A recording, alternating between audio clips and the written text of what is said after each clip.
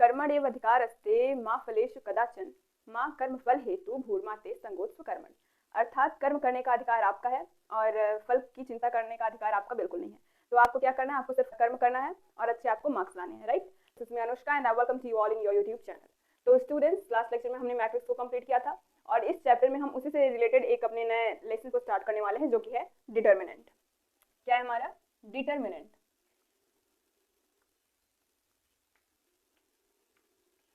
ये भी हमारा जो है वो मैट्रिक्स का एक टाइप ही है। इसमें हम मैट्रिक्स को ही पढ़ने वाले हैं, लेकिन उसकी कुछ प्रॉपर्टीज होंगी जो फॉलो करेगा तब वो क्या बन जाएगा हमारा डिटर्मिनेंट। तो हम 10th में पढ़ चुके हैं कि अगर हमारे पास कोई दो इक्वेशन गिवन है, जैसे a1x plus b1y is equals to c1, ये एक इक्वेशन गिवन है हमारे पास, और दूसरी इक्वेशन है a2x plus b2y is equals to c2। ये हम कॉन्सेप्ट क्लियर कर रहे हैं किसके लिए, डिटर्मिनेंट के लिए। तो हमें 10th में ऐसा इक्वेशन गिवन होता था, तो उधर उसमें क्या दिया गया रहता था कि a1/a2 is not equals to b1/b2। तो इससे क्या होता था, इससे होता था कि ये दोनों इक्वेशन हमें कैसा सॉल्यूशन देंगे, यूनिक सॉल्यूशन देंगे। यूनिक सॉल्यूशन, ये हमें यूनिक सॉल्यूशन देंगे, राइट। और जब हम मैट्रिक्स पढ़ रहे थे तो मैट्रिक्स में हमने देखा था कि हम इन दोनों इक्वेशन को किस फॉर्म में लिख सकते हैं। हम इन दोनों इक्वेशन को लिख सकते हैं a1 b1 a2 b2 xy is equals to c1 c2। इस तरीके से हम जब मैट्रिक्स को स्टार्ट किया था, हमने जब उसकी बेसिक को समझा था, तब इस तरीके से हम मैट्रिक्स को लिखते थे, राइट। मैट्रिक्स को पढ़ने से पहले हमने उसे इस फॉर्म में चेंज किया था, इस इक्वेशन को। तो इसको हम मैट्रिक्स के फॉर्म में अगर लिखें a1 a2 और b1 b2, तो ये चीज जो है हमारी यूनिक सॉल्यूशन कौन सा इक्वेशन रिप्रेजेंट कर रहा है, a1/a2 is not equals to b1/b2। तो इसको हम एक तरीके से और भी लिख सकते हैं कि a1 b2 minus a2 b1 is not equals to 0, ये 0 के इक्वल ना हो, राइट। तो ये जो सॉल्यूशन है हमारा कौन रिप्रेजेंट कर रहा है, किससे रिलेटेड है, इस वाले मैट्रिक्स। अगर हम इस मैट्रिक्स को a माने तो ये जो सॉल्यूशन है हमारा, ये किससे रिलेटेड है, ये रिलेटेड है हमारा मैट्रिक्स ए से। मैट्रिक्स ए से हमारा ये सॉल्यूशन रिलेटेड है। तो इस टाइप के मैट्रिक्स को हम क्या बोलते हैं, इस टाइप के मैट्रिक्स को हम डिटर्मिनेंट बोलते हैं। डिटर्मिनेंट, इस टाइप के मैट्रिक्स को हम डिटर्मिनेंट बोलते हैं। किस टाइप के, जिसका सॉल्यूशन हमें कैसा मिले, यूनिक मिले। ऐसे मैट्रिक्स जो हमें यूनिक सॉल्यूशन प्रोवाइड करें उन्हें हम क्या बोलते हैं, डिटर्मिनेंट बोलते हैं। डिटर्मिनेंट जिसमें हमें a1 b2 minus a2 b1 is not equals to हमें 0 मिले, तो इस टाइप के मैट्रिसेस को हम डिटर्मिनेंट कहते हैं। तो अगर आप इसको नोट डाउन करना चाहते हैं तो आप इसको नोट डाउन करिए। अब डिटर्मिनेंट होने की सबसे पहली कंडीशन हमारी ये होती है कि हमारा जो मैट्रिक्स होना चाहिए, मैट्रिक्स हमारा कैसा होना चाहिए, वो स्क्वायर होना चाहिए। मैट्रिक्स हमारा स्क्वायर होना चाहिए, तभी क्या वो मैट्रिक्स हमारा क्या होगा, डिटर्मिनेंट होगा। तो डिटर्मिनेंट की अगर हम प्रॉपर डेफिनेशन लिखें, अगर हम इसकी डेफिनेशन लिखें प्रॉपर, तो क्या होता है, वे सभी स्क्वायर मैट्रिक्स, उनका ऑर्डर चाहे कोई भी हो, 1 2 3 4 एंड कुछ भी हो उनका ऑर्डर, वो क्या रिप्रेजेंट करते हैं, वो डिटर्मिनेंट को शो करते हैं। तो इसकी डेफिनेशन क्या होगी, ऑल स्क्वायर मैट्रिक्स या एवरेज स्क्वायर मैट्रिक्स,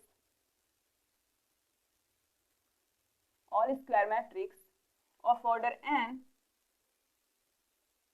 मैट्रिक्स हमारा कौन सा, इधर लिख देते हैं पहले, matrix aij,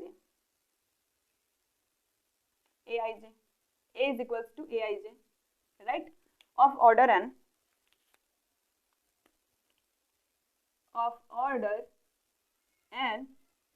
represent a determinant, वो एक डिटर्मिनेंट को रिप्रेजेंट करते हैं, राइट। और डिटर्मिनेंट को लिखने का तरीका क्या होता है, अगर हमारा मैट्रिक्स a है, a is equals to a1 a2 b1 b2, ये हमारे पास मैट्रिक्स।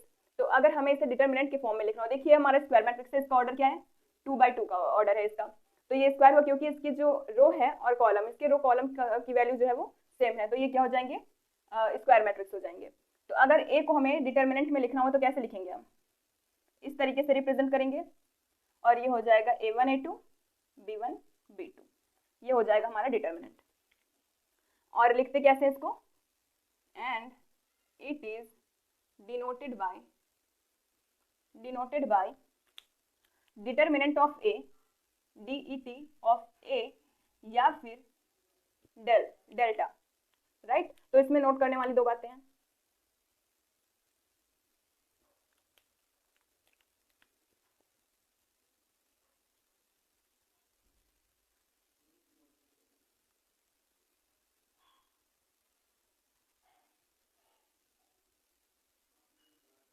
स्क्वायर मैट्रिक्स जो होते हैं हमारे वो डिटर्मिनेंट होते हैं। अगर स्क्वायर मैट्रिक्स आपका नहीं है तो वो एक डिटर्मिनेंट नहीं होगा। और डिटर्मिनेंट को लिखते कैसे हम, इस तरीके से, या फिर डिटर्मिनेंट ऑफ ए, या फिर डेल्टा से हम रिप्रेजेंट करते हैं किसको, डिटर्मिनेंट को। तो आप इसको नोट डाउन करिए। अब हम देखने वाले हैं कि अगर हमारे मैट्रिक्स का ऑर्डर 1 है तो उसका हम डिटर्मिनेंट कैसे फाइंड आउट करेंगे, राइट। अगर ऑर्डर क्या है हमारा 1 है, फर्स्ट ऑर्डर ऑफ मैट्रिक्स, हमारा मैट्रिक्स किस ऑर्डर का है, फर्स्ट ऑर्डर का, तो इसका हम डिटर्मिनेंट कैसे फाइंड आउट करेंगे, राइट। तो अगर फर्स्ट ऑर्डर का कोई भी मैट्रिक्स गिवन होता है, अगर ए मैट्रिक्स है हमारा ए इज इक्वल्स टू ए, तो उसका जो डिटर्मिनेंट होगा, तो अगर हम डिटर्मिनेंट ऑफ ए निकालें, डिटर्मिनेंट ऑफ ए क्या हो जाएगा, ए हो जाएगा, सिर्फ और सिर्फ ए। क्या होगा डिटर्मिनेंट ऑफ ए हो जाएगा स्मॉल ए। इसकी वैल्यू सीधा यही आएगी, कब, जब हमारा फर्स्ट ऑर्डर का मैट्रिक्स होगा, अगर उसका हम डिटर्मिनेंट फाइंड आउट करेंगे तो उसकी जो वैल्यू होगी, जो एलिमेंट होगा हमारे मैट्रिक्स का, वही उसका सॉल्यूशन होगा, यानी डिटर्मिनेंट होगा। सीधा सीधा क्या होगा, ए स्मॉल ए, कब, जब हमारा मैट्रिक्स कैसा हो, फर्स्ट ऑर्डर का हो। ये कंडीशन। अब दूसरी एक कंडीशन की, जब हमारा मैट्रिक्स सेकंड ऑर्डर का हो, कैसा, सेकंड ऑर्डर का अगर मैट्रिक्स हो, तब अगर उसका हमें डिटर्मिनेंट फाइंड आउट करना हो, डिटर्मिनेंट फाइंड आउट करना हो तो हम कैसे करेंगे, हम लेके चलते हैं कि अगर हमारा मैट्रिक्स किस ऑर्डर का है, ए सेकंड ऑर्डर का है। सेकंड ऑर्डर का मतलब क्या हुआ, स्क्वायर मैट्रिक्स है तो उसका रो कॉलम दोनों भी 2 होंगे, तो क्या हो गया, अगर ए बी सी और डी, ये हो गया हमारा मैट्रिक्स ऑफ ऑर्डर 2, मैट्रिक्स है और 2 ऑर्डर का। तो अगर इसका हमें डिटर्मिनेंट फाइंड आउट करना हुआ, डिटर्मिनेंट ऑफ ए, तो उसका मेथड क्या होता है, क्रॉस मल्टीप्लिकेशन करना रहेगा, इसका इसके साथ में, ए का डी के साथ में, और सी का बी के साथ में।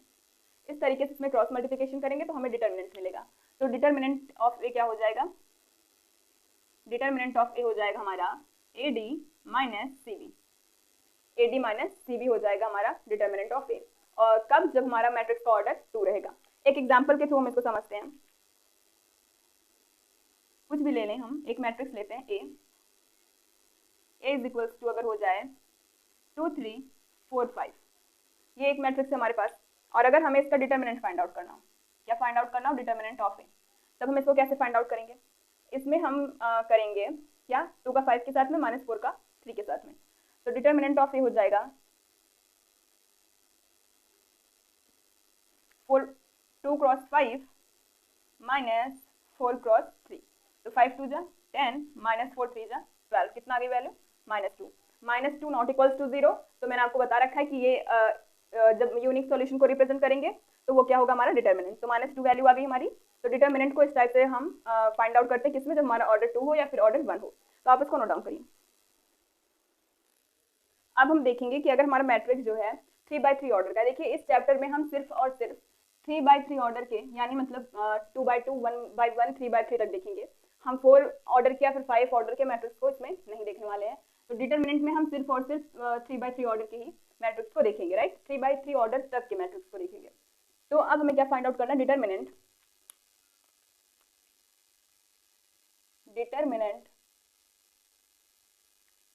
Of matrix of order 3।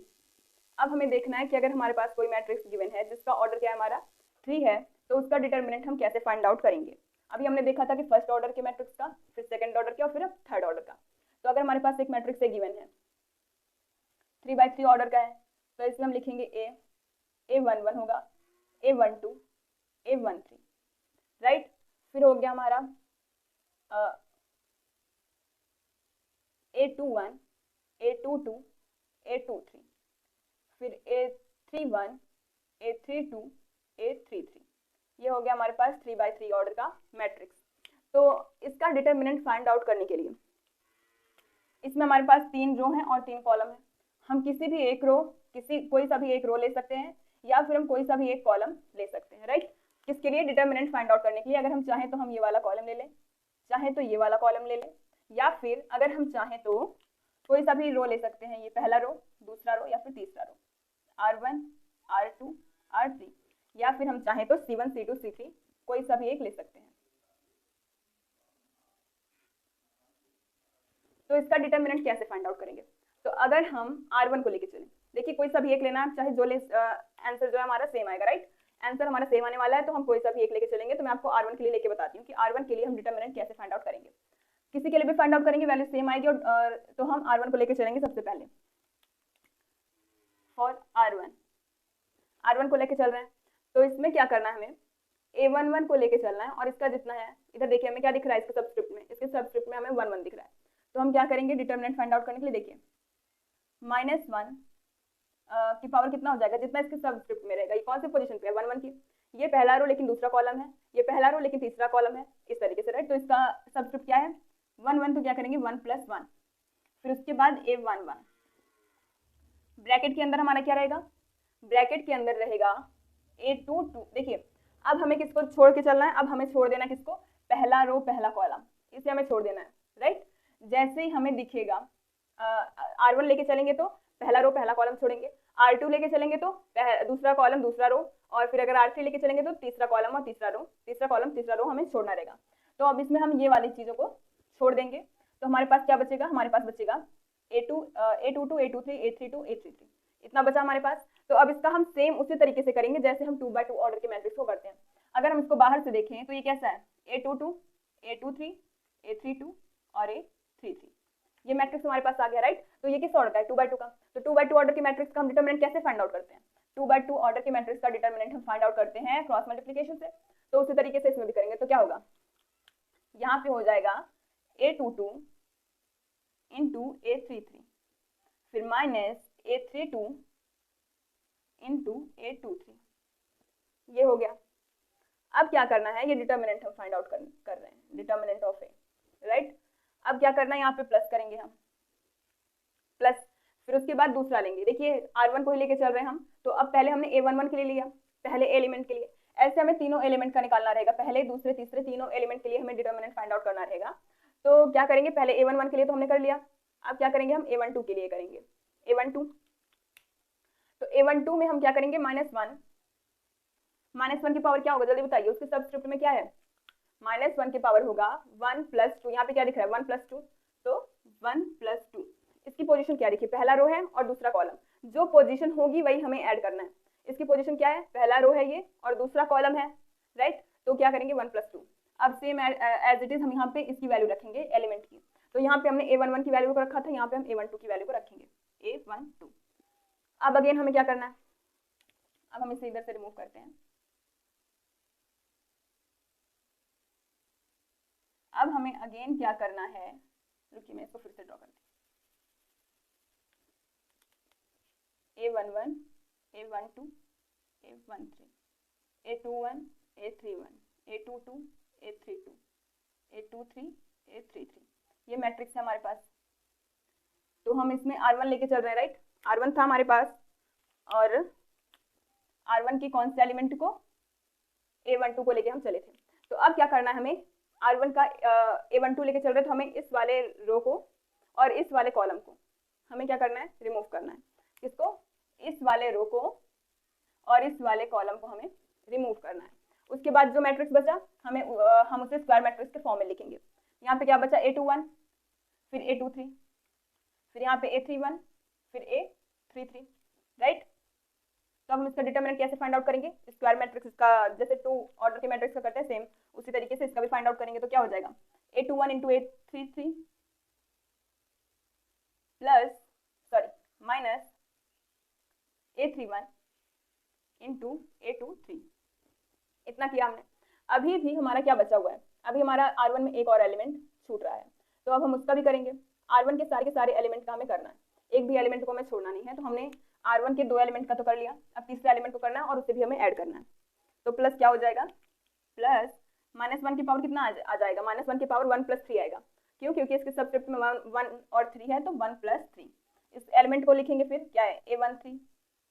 अब इसके बाद हमें किसको किसको रिमूव करना है, हमें देखिए इसकी पोजीशन 1 है ना, तो पहले वाले कॉलम को रिमूव करिए, 3 है ना, सॉरी 1 है ना, तो पहले वाले रो को रिमूव करिए, 3 है तो थर्ड नंबर के कॉलम को, इस तरीके से रिमूव करना है आपको।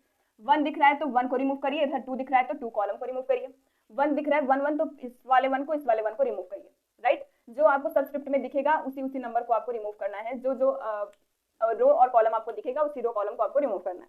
उसके बाद हमारे पास क्या मैट्रिक्स बचा, A21 A31 है और A22 और A32 है।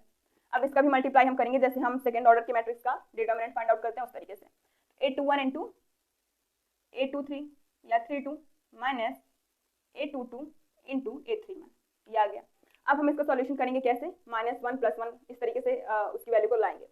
तो क्या हो गया, -1 की पावर 2 क्या हो जाएगा +1, तो उसकी कुछ वैल्यू नहीं रही, क्या हो जाएगा A11 in the bracket A22 into A33 minus A32 into A23, right. अब क्या करेंगे, प्लस, देखिए -1 की पावर 3 करेंगे तो -1 की पावर 2 +1 होता है, तो +1 इंटू -1 आएगा। तो यहाँ पे -1 इंटू A12 -1 करिए या फिर आप -A12 करिए, सीधा सीधा ये हो जाएगा A21 into A33 minus A31 into A23। फिर -1 की पावर 4 +1 तो हो जाएगा plus A13 A21 into A32 minus A22 into A31। तो डिटर्मिनेंट हमने इसका फाइंड आउट कर लिया, किसको लेकर के, एक रो को लेकर के। आप चाहें तो R2 को लेकर भी कर सकते हैं, R3 को लेकर भी, या फिर C1 C2 C3 कुछ भी आप लेकर कर सकते हैं, आंसर आपका सेम ही आएगा। तो आप इसको नोट डाउन करिए।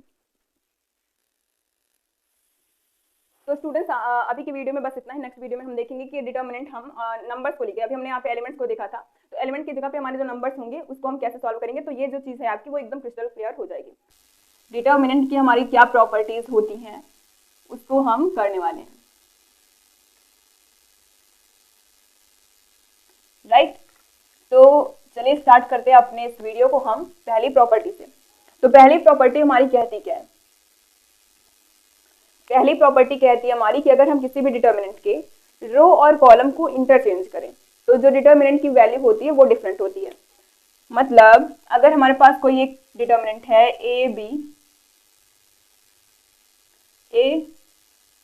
A1 B1 A2 B2, ये हमारे पास डिटर्मिनेंट है। अगर हम इसके रो को कॉलम में और कॉलम को रो में इंटरचेंज करें तो इसकी जो वैल्यू होगी डिटर्मिनेंट की वो सेम रहेगी। मतलब अगर हम A1 A2 करें, ये डिटर्मिनेंट की साइन नहीं होती, डिटर्मिनेंट की साइन ये स्ट्रेट लाइन होती है, इस तरीके से। हम देखिए रो था तो इसको हमने कॉलम में इंटरचेंज किया, फिर ये रो है इसको हम कॉलम में इंटरचेंज करेंगे। तो अगर हम इसकी वैल्यू निकालेंगे जैसे A1 B2 minus B2 A1 is equal to क्या होगा A1 B2 minus A2 B1। तो इन दोनों की वैल्यू में देखिए A1 B2 minus B2 A1 minus A2 B1 क्या है, माइनस B1 A2 होगा, यहाँ पे माइनस B1 A2, राइट। तो यहाँ पे B1 A2 या फिर A2 B1 कहें, बात तो वही है, राइट। तो A1 B2 minus B2 A1 is equal to A1 B2 minus A2 B1। तो वैल्यू आपको दोनों इधर ही सेम दिख रही है, वैल्यू में कोई भी चेंज नहीं आया। तो पहली प्रॉपर्टी हमारी ये कहती है कि अगर हम रो को कॉलम में या फिर कॉलम को हम रो में चेंज करें तो उसकी जो वैल्यू होगी डिटर्मिनेंट की उस पर कोई भी डिफरेंस आने वाला नहीं होता है। तो चलिए इसको हम स्टेटमेंट में लिखते हैं कि हमारा पहला जो प्रॉपर्टी है वो क्या कहता है। तो स्टेटमेंट इसका होगा if we will interchange column and row of a matrix, then the value of determinant do not change। जो डिटर्मिनेंट की वैल्यू होगी वो चेंज नहीं होगी, कब, अगर जब हम उसके कॉलम और रो को इंटरचेंज करें। देखिए यहाँ पे एंड का बहुत ही बड़ा रोल होता है, एंड मतलब कॉलम और रो को। कभी कभी क्या होता है कि बच्चे सोचते हैं कॉलम या फिर रो, कॉलम और रो नहीं, यहाँ पे हम कॉलम एंड रो कर रहे हैं। एंड का मतलब है रो और कॉलम के बीच में अगर हम इंटरचेंज करें। ऐसा नहीं है कि आप पहले रो को दूसरे रो में इंटरचेंज कर दें या फिर दूसरे वाले को पहले में इंटरचेंज कर दें, नहीं, ये दोनों रो हैं। तो सेम रो की या फिर सेम कॉलम की बात हम नहीं कर रहे हैं, हम बात कर रहे हैं किसकी, कॉलम और रो के इंटरचेंज की बात हो रही है हमारी, कॉलम और रो के इंटरचेंज की। ऐसा नहीं है कि हम रो को रो में चेंज करें या फिर कॉलम है हमारे पास तो कॉलम को कॉलम में इंटरचेंज करें, ऐसा नहीं करेंगे, ये हमारी फर्स्ट प्रॉपर्टी में नहीं है।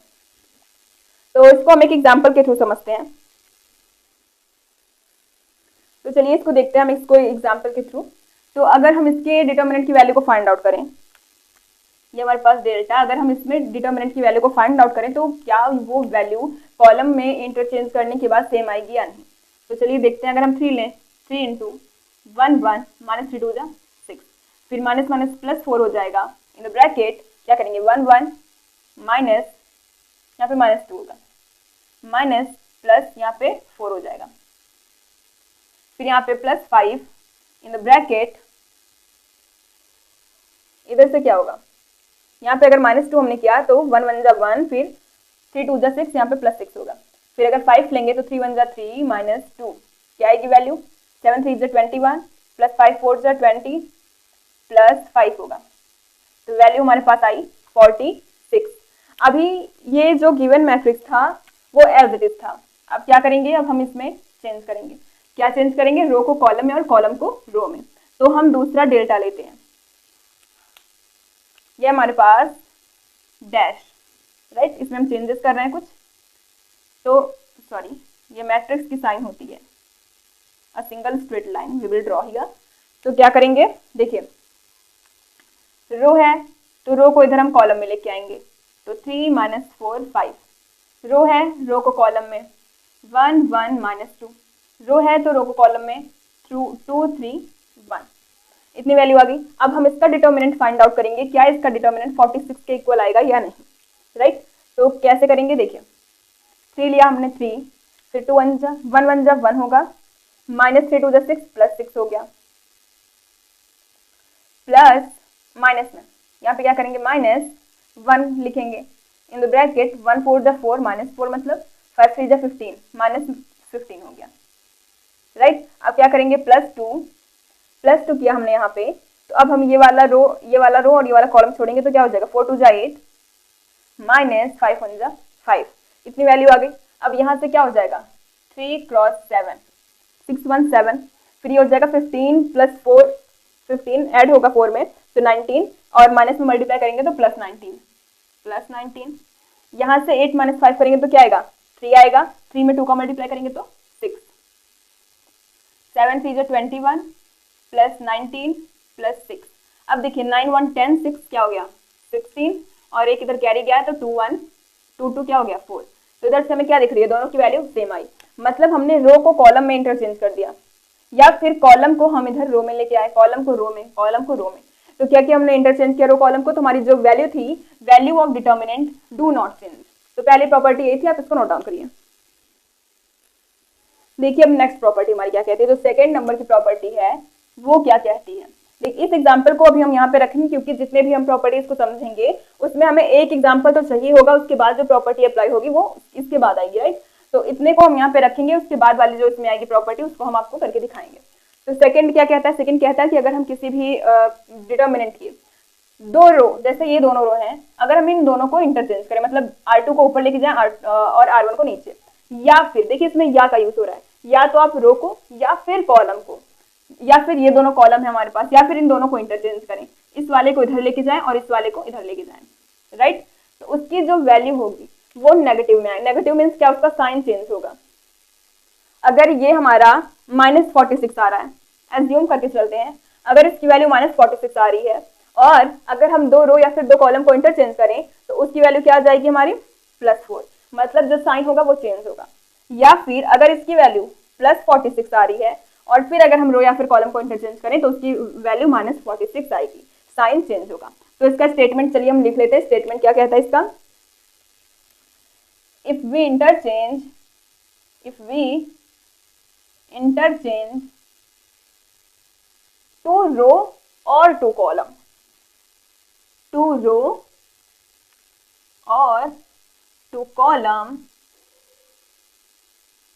then the value of determinant, the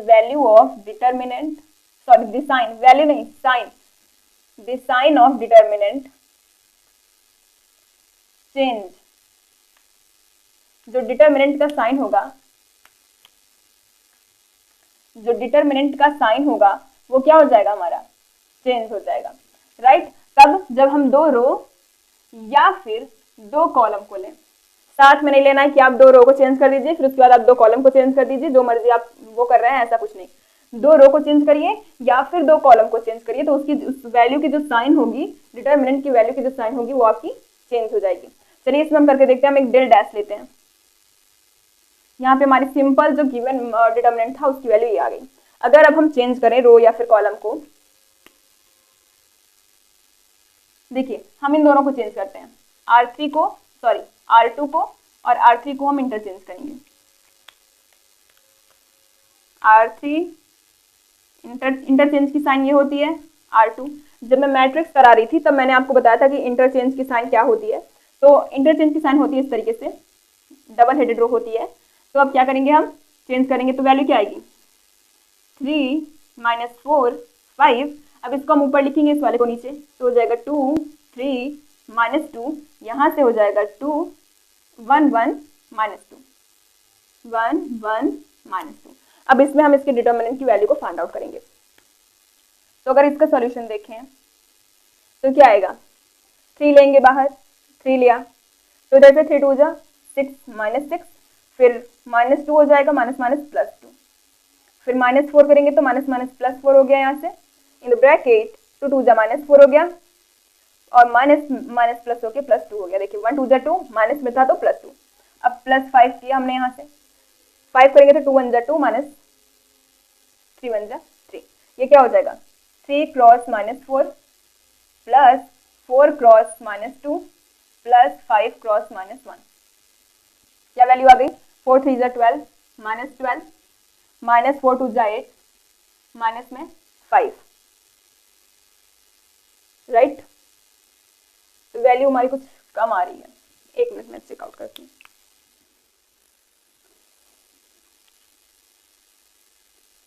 देखिए यहाँ पे हमने क्या किया, यहाँ पे हमने 2 3 1 किया था तो यहाँ पे 2 3 1 आएगा, 2 3 1 और इसके बाद आएगा 1 1 -2, राइट, इतना हुआ। अब यहाँ पे हमारा जो कैलकुलेशन है उसमें मिस्टेक हो गई, तो वैल्यू क्या आएगी हम करके फिर से देखते हैं। देखिए 3 किया हमने तो क्या होगा, 3 2 जा 6 -6 फिर -1 आ गया, राइट।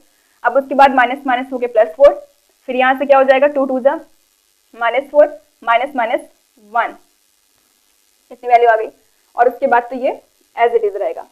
अब यहाँ से क्या हो गया, 3 cross -7 plus 4 cross -5 plus 5 cross -1। अब वैल्यू क्या आ गई हमारी, वैल्यू आ गई -21 -20 माइनस में 5 इज इक्वल्स टू -46। देखा आपको डेल्टा इज इक्वल्स टू क्या आ गया, delta is equals to minus delta आ गया, राइट। यानी delta dash is equals to क्या है, माइनस डेल्टा है। यही तो हम देख रहे थे कि साइन जो होती है चेंज हो जाती है कब, जब हम किसी दो रो हमने लिया था, 2 रो है यहाँ पे, इसको हमने इंटरचेंज किया। आप चाहें तो आप इन दोनों कॉलम को भी या फिर इन दोनों किसी भी 2 कॉलम को लेके आप इंटरचेंज करके देखिए, उसकी जो वैल्यू होगी वो नेगेटिव में ही आएगी। अगर नेगेटिव में होगी तो पॉजिटिव, अगर पॉजिटिव होगी तो नेगेटिव में, साइन जो होगा वो चेंज हो जाएगा। तो आप इसको नोट डाउन करिए। अब देखिए थर्ड प्रॉपर्टी हमारी क्या कहती है, if the element of 2 row or 2 column are same, then the value of determinant is equal to 0। तो जो डिटर्मिनेंट की वैल्यू होगी वो क्या हो जाएगी, 0 के इक्वल हो जाएगी। अब देखिए हमारी जो 4th नंबर की प्रॉपर्टी है वो क्या कहती है।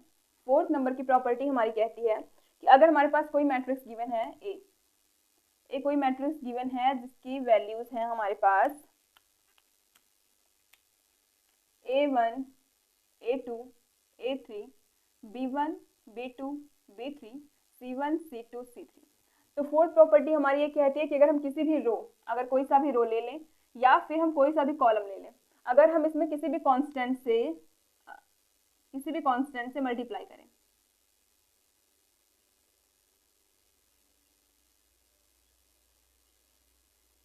राइट। अगर हम किसी भी कांस्टेंट से मल्टीप्लाई करेंगे तो इसके जो डिटर्मिनेंट की वैल्यू आएगी, अगर इसके डिटर्मिनेंट की वैल्यू हमारी x आ रही है, डेल्टा की वैल्यू अगर इसमें हमारी x आ रही है तो इसमें डेल्टा की वैल्यू हमारी k इंटू एक्स आएगी, राइट। तो क्या होगा, अगर किसी भी रो या फिर कॉलम में हम किसी कांस्टेंट से मल्टीप्लाई करते हैं तो उसके डिटर्मिनेंट में भी उसी कांस्टेंट का मल्टीप्लाई हो जाता है, मतलब उसकी वैल्यू में हमें उस कांस्टेंट का मल्टीप्लिकेशन दिखता है। तो ये कौन कहता है, ये हमारी फोर्थ नंबर की प्रॉपर्टी कहती है। तो इसके स्टेटमेंट को हम लिखते हैं, क्या होगा, इफ एनी रो और कॉलम ऑफ डिटर्मिनेंट लिख लीजिए, या फिर सीधा ऐसे लिखते हैं, इफ एनी रो और column is multiplied by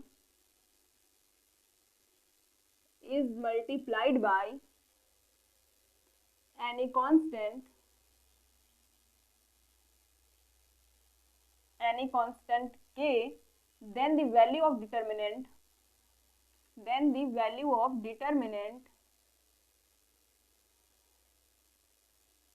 is also multiplied by that constant k। अगर हम किसी भी डिटर्मिनेंट के रो या फिर कॉलम में किसी कांस्टेंट k से मल्टीप्लाई करते हैं, जैसे मैंने यहाँ पे r1 में k से मल्टीप्लाई किया तो उसकी जो डिटर्मिनेंट की वैल्यू थी उसमें भी k से मल्टीप्लाई हो गया। तो अगर इसको हम एक एग्जांपल के थ्रू समझें तो चलिए देखते हैं कि एग्जांपल के थ्रू इसके एलिमेंट्स को हम कुछ नंबर मान के चलते हैं, सिंपल सा नंबर लेंगे जिससे हमारा डिटर्मिनेंट तुरंत ही फाइंड आउट हो सके। अगर हम माने 1 0 1 2 1 0 2 2 2 1 2 कुछ भी करके ऐसा अगर हमने मान लिया, तो पहले हम क्या करेंगे, पहले हम इसके डिटर्मिनेंट की वैल्यू को फाइंड आउट करेंगे, इसके डिटर्मिनेंट की वैल्यू को। तो डिटर्मिनेंट की वैल्यू क्या हो जाएगी, यहाँ से 1 2 1 जा 2 माइनस 0 करेंगे तो 0 हो जाएगा, मैं करके दिखाती हूँ। फिर माइनस 0 होगा, कुछ मल्टीप्लाई करेंगे एक्स वाई जेड तो वो 0 ही होने वाला है, इसका छोड़ देते हैं। फिर प्लस 1 किया हमने तो क्या हो जाएगा, 2 1 जा 2 माइनस 2 1 जा 2, तो इसमें वैल्यू क्या आ गई हमारी 2 इंटू 2 1 जा 2 हो गया, माइनस 0 ये भी प्लस 0, तो वैल्यू आ गई 2। ये किसकी वैल्यू आई, ये वैल्यू आई हमारे डिटर्मिनेंट की। अब क्या करेंगे, अब हम फर्स्ट वाले रो में 5 का मल्टीप्लाई करते हैं। किसका मल्टीप्लाई करते हैं, इसमें हम 5 से मल्टीप्लाई करके देखते हैं, और फिर हम देखेंगे कि क्या हमारा जो उसका डिटर्मिनेंट निकलेगा उसमें भी यहाँ पे 5 से मल्टीप्लाई मिलता है या नहीं, राइट। तो चलिए करके देखते हैं। अगर हम मानते हैं ये बी है हमारे पास, इसके एलिमेंट्स है 5, फिर 0 किया 5 1 जा 5, फिर ऐसे 2 1 0 हो गया 2 1 2। अब इसके भी डिटर्मिनेंट की वैल्यू हमें फाइंड आउट करनी है, कैसे करेंगे, इधर हमने किया 5 2 1 जा 2 माइनस 0, फिर माइनस 0 इधर करेंगे 2 2 2 जा 4, क्या हो जाएगा 2 2 जा 4 minus 0 plus 5 in the bracket 2 minus 2, तो ये हो गया हमारा 5 2 जा 10 माइनस 0 प्लस 0, वैल्यू आ गई हमारी 10। 10 को क्या लिख सकते हैं हम 2 क्रॉस 5, 2 क्रॉस 5 मतलब जब हमने इसमें मल्टीप्लाई किया 5 से तो इसमें भी हमें 5 से मल्टीप्लिकेशन यहाँ पे दिखी, राइट। जब हमने यहाँ पे 5 से मल्टीप्लाई किया था a क्रॉस 5 किया, जब हमने a क्रॉस 5 किया तो उसमें हमें डिटर्मिनेंट की वैल्यू क्या है, जो डिटर्मिनेंट की वैल्यू गिवन थी उसमें भी 5 से मल्टीप्लाई हो गया। तो ये कौन कहता है, ये कहते हैं हमारी फोर्थ प्रॉपर्टी। तो आप इसको नोट डाउन करिए। अब देखिए हमारी फिफ्थ प्रॉपर्टी क्या कहती है। फिफ्थ प्रॉपर्टी हमारी कहती है कि अगर हमारे पास कोई डिटर्मिनेंट गिवन है, ए कोई डिटर्मिनेंट है हमारे पास a1 प्लस c1 नहीं, कुछ दूसरा कॉन्स्टेंट लेके चलते हैं, a1 प्लस क्या लें z1, a2 plus z2, b2 plus z3, इधर हो गया b1, यहाँ हो जाएगा a3 plus z3, b1 b2 b3 और c1 c2 c3, ये गिवन है। तो इसको हम किस फॉर्म में लिख सकते हैं, इसको हम लिख सकते हैं पहले दो डिटर्मिनेंट के एडिशन के फॉर्म में। वो दोनों डिटर्मिनेंट हमारे कैसे होंगे, पहले आप लिखेंगे a1 a2 a3 b1 b2 b3 c1 c2 c3 plus करेंगे यहाँ पे, और जो नेक्स्ट वाला एलिमेंट है हमारा उसको हम लिखेंगे z1 z2 z3, और इसके नीचे ये दोनों सेम ही रहने वाले हैं हमारे b1 b2 b3 और c1 c2 c3, ये दोनों हमारे क्या रहने वाले हैं, सेम रहने वाले हैं। तो ये क्या कहता है, हमारा फिफ्थ प्रॉपर्टी कहती है कि अगर आपको एडिशन, दो एलिमेंट के एडिशन के फॉर्म में कोई भी रो या फिर कॉलम गिवन है तो उसको हम दो डिटर्मिनेंट के एडिशन के फॉर्म में लिख सकते हैं। यहाँ पे एलिमेंट के फॉर्म में था एडिशन, तो यहाँ पे हमने क्या कर दिया, दो डिटर्मिनेंट के फॉर्म में इसका एडिशन कर दिया। अब मैं इसका आपको स्टेटमेंट लिख के दिखाती हूँ, इसका प्रॉपर स्टेटमेंट होगा क्या हमारा। देखिए, इफ एनी रो मैं बहुत ही सिंपल वे में लिखवाती हूँ, मेरा लैंग्वेज बहुत ही सिंपल होता है ये। और आप भी ट्राई किया करिए कि आप अपने ही लैंग्वेज में लिखें, बुक का लैंग्वेज आपकी समझ में ना आए तो आप अपने ही लैंग्वेज में लिखा करिए। इफ एनी रो और column of matrix of determinant is in form of या is in term of form of लिखते हैं, determinant is in form of addition of two element then determinant can also be written in form of addition of two determinant।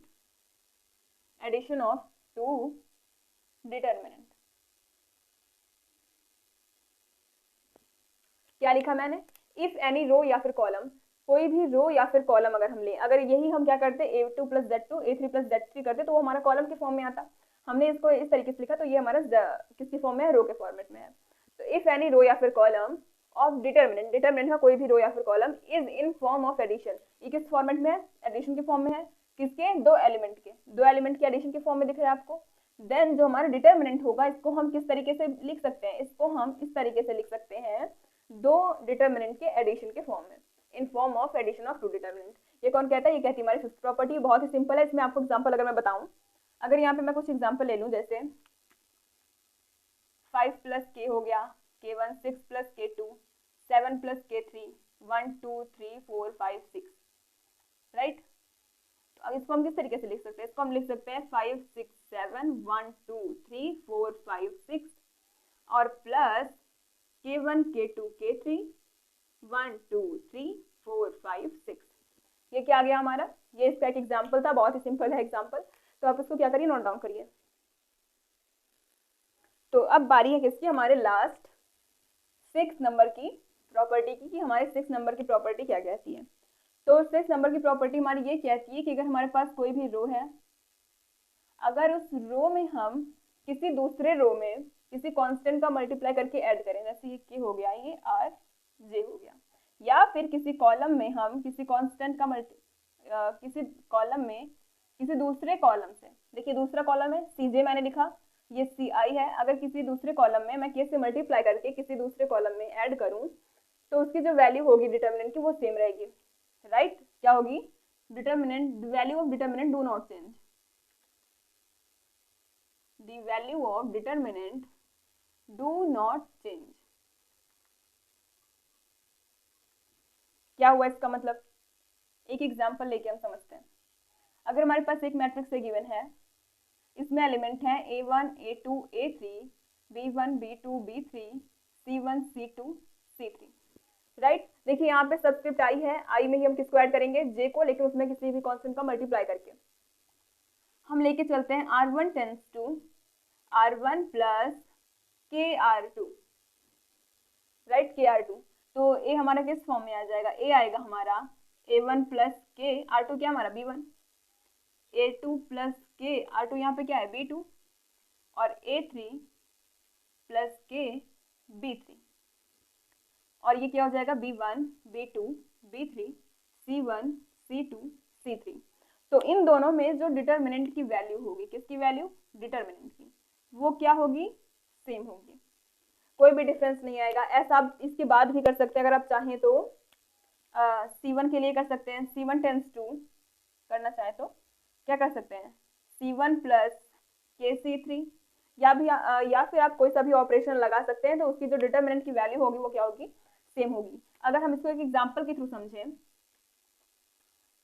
2 by 2 का लेके चलते हैं हम लोग। अगर यहाँ पे 1 2 4 6 ए गिवन है हमारा, तो इसमें डिटरमिनेंट की वैल्यू क्या होगी? इसमें डिटरमिनेंट की वैल्यू हो जाएगी हमारे 6 माइनस 8 इज इक्वल्स टू -2। अब क्या करें? अगर हम r1 में, a है हमारा गिवन, अगर हम क्या करें? r1 tense to r1 plus 2r2 करें, 2r2 अगर करें, देखते क्या उसकी वैल्यू सेम आएगी या नहीं। ये हो जाएगा हमारा 4 6 को एज इट इज यहाँ पे लिखते हैं, r1 प्लस 2r2 मतलब 4 2 8 1 प्लस 8 क्या हो जाएगा 9। फिर अगर इसके लिए करें तो 2 प्लस 6 टू द 12, 12 टू 14, ये हो गया हमारा 14।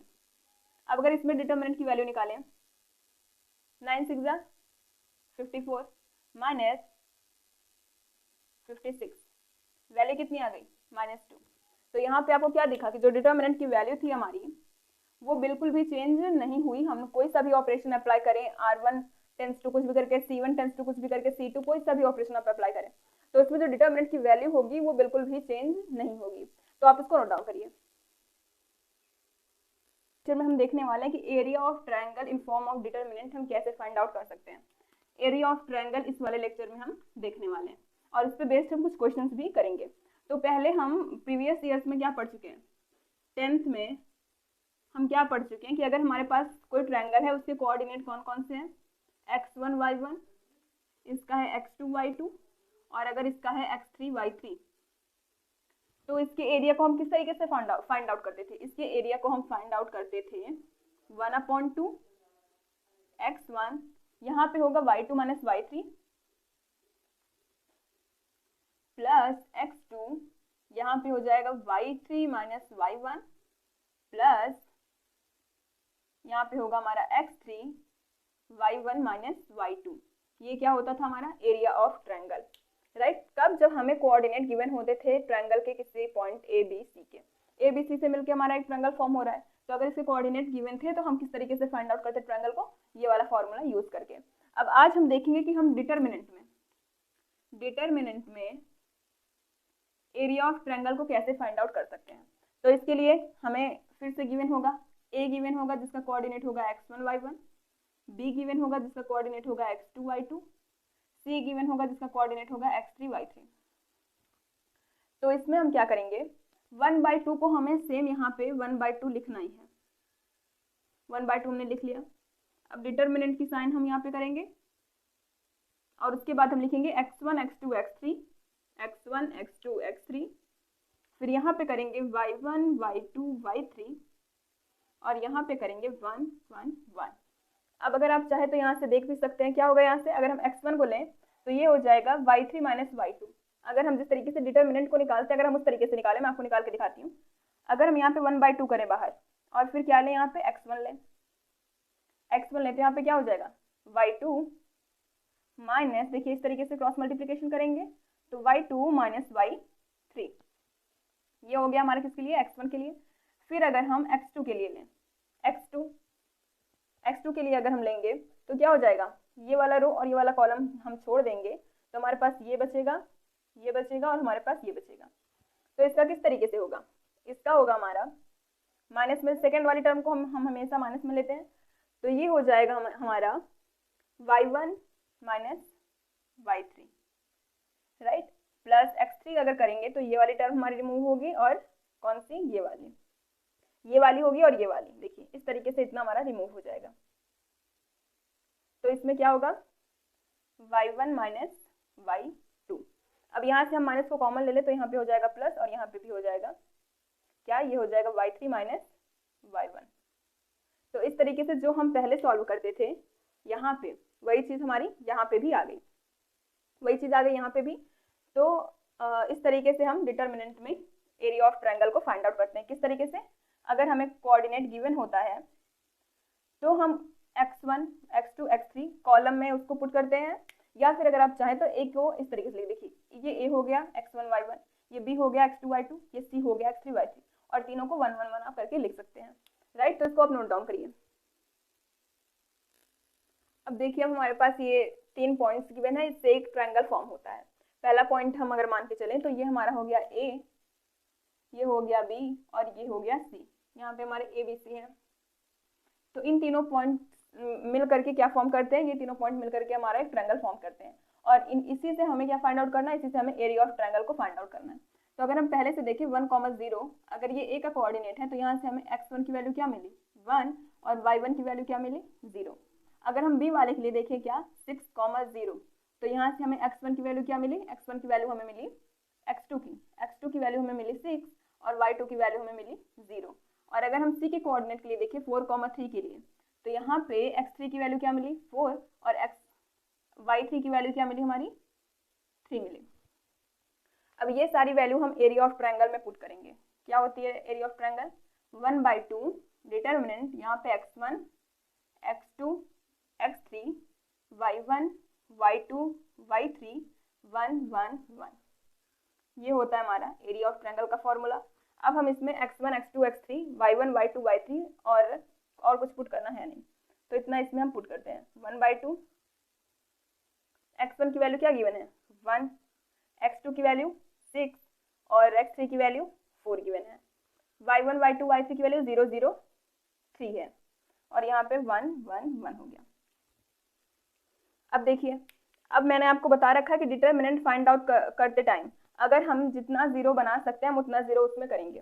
तो अगर हम C1 में से C3 में से C1 को सब्ट्रैक्ट कर दें तो हमारे यहाँ पे भी जीरो हो जाएगा, यहाँ पे भी जीरो हो जाएगा। तो चलिए हम करके देखते हैं क्या करेंगे। C3 tense to C3 minus C1, C3 minus C1 किया, ये हमारा C1, ये C2, ये C3 है। तो क्या हो जाएगा यहाँ से 1/2, 164 को हम एज इट इज लिखेंगे, C1 C2 को हम वही लिख देंगे, ये हो गया 0 0 3। इसमें से जब C3 माइनस C1 करेंगे तो क्या हो जाएगा 1 माइनस 1 0, फिर 1 माइनस 6 क्या हो जाएगा माइनस में 5 और फिर 1 माइनस 4 माइनस 3। अब इससे हम क्या करेंगे डिटर्मिनेंट की वैल्यू को फाइंड आउट करेंगे। यहाँ की वैल्यू 0 है तो इसका हम नहीं सॉल्व करेंगे, इसकी भी वैल्यू 0 है तो इसका भी हम सॉल्व नहीं करेंगे, हम सिर्फ ये फर्स्ट वाले को लेके चलेंगे। तो 1/2 हो गया, यहाँ पे हो गया 1 इंटू 3 0 0 हो जाएगा माइनस 15, देखिए यहाँ पे 0 फिर माइनस में 15 होगा, माइनस में 15 हो गया यहाँ पे। तो ये हो जाएगा 1/2 इंटू प्लस में 15, माइनस माइनस प्लस हो गया तो इसकी वैल्यू आ गई 15/2। ये किसकी वैल्यू आ गई हमारी एरिया ऑफ ट्रायंगल की वैल्यू आ गई 15/2। तो आप इसको नोट डाउन करिए। तो हमें ये नेक्स्ट क्वेश्चन गिवन है ए बी सी इसके पॉइंट्स हैं और इसके कोऑर्डिनेट हैं a, b + c और b, c + a, राइट। और हमसे पूछा क्या गया है कि क्या ये तीनों point lie on same line, क्या ये तीनों पॉइंट जो होंगे क्या वो सेम लाइन पे लाई करेंगे या नहीं। तो अगर कोई भी पॉइंट सेम लाइन पे लाई करते हैं तो उनका जो एरिया ऑफ ट्रायंगल होता है वो 0 होता है। क्यों? क्योंकि जब ये एक ही लाइन पे लाई कर रहे हैं तो ये किसी भी ट्रायंगल का फॉर्मेशन नहीं कर सकते। आपको दिख रहा है कि अगर ये तीन अलग अलग लाइन पे लाई करते हैं, ये वाला इधर लाई कर रहा है इस वाली लाइन पे, ये वाला अगर इस वाले पे यहाँ पे लाई कर रहा है और ये वाला अगर इस वाले पे यहाँ पे करेगा तो ये एक ट्रायंगल का फॉर्मेशन करेंगे। लेकिन अगर ये एक ही लाइन पे लाई करेंगे तीनों के तीनों तो वो किसी भी ट्रायंगल का फॉर्मेशन नहीं करेंगे और उसका एरिया तब हमें क्या मिलेगा 0। तो अगर आपके क्वेश्चन में एग्जाम में कभी भी आ जाए कि आप इन तीनों पॉइंट्स को बताइए कि क्या ये एक ही लाइन पे लाई कर रहे हैं या नहीं, तो उसके लिए क्या करना है आपको, उसके एरिया ऑफ ट्रायंगल को आपको 0 के इक्वल प्रूफ कर देना है। तो वो क्या हो जाएगा आपका, तब वो तीनों पॉइंट्स आपके एक ही लाइन पे लाई करेंगे। तो हम भी वही करने वाले हैं। तो इसके सॉल्यूशन में हम क्या देखेंगे, एरिया ऑफ ट्रायंगल क्या होता है हमारा 1/2 x1 y2 minus y3 plus x2 y3 minus y1 plus x3 y1 minus y2। अब इसमें हम x1 y2 माइनस y3 सारी की सारी वैल्यूज को हम इसमें पुट करेंगे। तो यहाँ से हमें क्या दिख रहा है कि ये है हमारा x1 और ये है y1, ये है x2, ये y2, ये x3 और ये y3। अगर ये पूरा सॉल्व करने पे हमारी वैल्यू कैसी आ जाए 0 के इक्वल, तब हम क्या बोलेंगे कि ये तीनों पॉइंट्स एक ही लाइन पे लाई करेंगे। तो चलिए इसमें वैल्यू को हम पुट करते हैं। 1/2 ये हो जाएगा हमारा x1 अगर हम रखें तो a y2 माइनस y3 करेंगे तो क्या होगा c plus a minus b, a से a कैंसिल हमारे पास आएगा c माइनस b। फिर हम क्या करेंगे यहाँ पे प्लस x2 की वैल्यू कितनी है हमारे पास b, और अगर हम y3 माइनस y1 करें मतलब y3 a plus b minus y1 minus b minus c, तो यहाँ से b से b कैंसिल होकर हमारे पास a माइनस c आएगा, a minus c plus x3 की वैल्यू कितनी है c। अब यहाँ पे y1 माइनस y2 मतलब b plus c minus c minus a, तो यहाँ से c से c कैंसिल हमारे पास बचेगा b माइनस a, तो यहाँ पे हम क्या लिखेंगे b माइनस a। अब इन सबको मल्टीप्लाई कर देना हमें 1/2, ये हो जाएगा ac minus ab plus ab minus bc plus cb minus ab। अब देखते हैं क्या यहाँ से कुछ कैंसिल आउट हो रहा है या नहीं। देखिए ab से ab कैंसिल आउट हो रहा है, ac से BC से BC कैंसिल आउट हो रहा है, यहाँ पे AC होगा AC, और AC से AC कैंसिल आउट हो रहा है। तो यहाँ पे पूरा क्या आ गया हमारे पास 0। अगर 0 किसी भी लाइन का, अगर हम एरिया निकालते हैं किसी भी पॉइंट का, तो अगर हमारी वैल्यू 0 आ जाती है तो इसका मतलब all those points are lie on same line. तो इस तरीके से हमने इसको प्रूव किया। जो मैं आपको प्रीवियस क्वेश्चन जो मैंने अभी आपको बताया उसको भी आप इसी तरीके से सॉल्व कर सकते हैं। अगर आपको डिटरमिनेंट को सॉल्व करना थोड़ा सा टफ लग रहा है तो आप इस तरीके से इसी फॉर्मूले में x1 y1 x2 y2 किसी भी वैल्यू को पुट करके आप इसमें सॉल्व कर सकते हैं। तो आप इसको नोट डाउन करिए। अब नेक्स्ट क्वेश्चन हमारे पास 3 नंबर का, जिसमें हमें k की वैल्यू को फाइंड आउट करना है। देखिए ये भी बहुत ज़्यादा सिंपल है। k की वैल्यू को हमें क्या करना है, फाइंड आउट करना है। और कब, जब हमें एरिया कितना गिवन हो, 2 गिवन हो, तब हमें k की वैल्यू को फाइंड आउट करना है।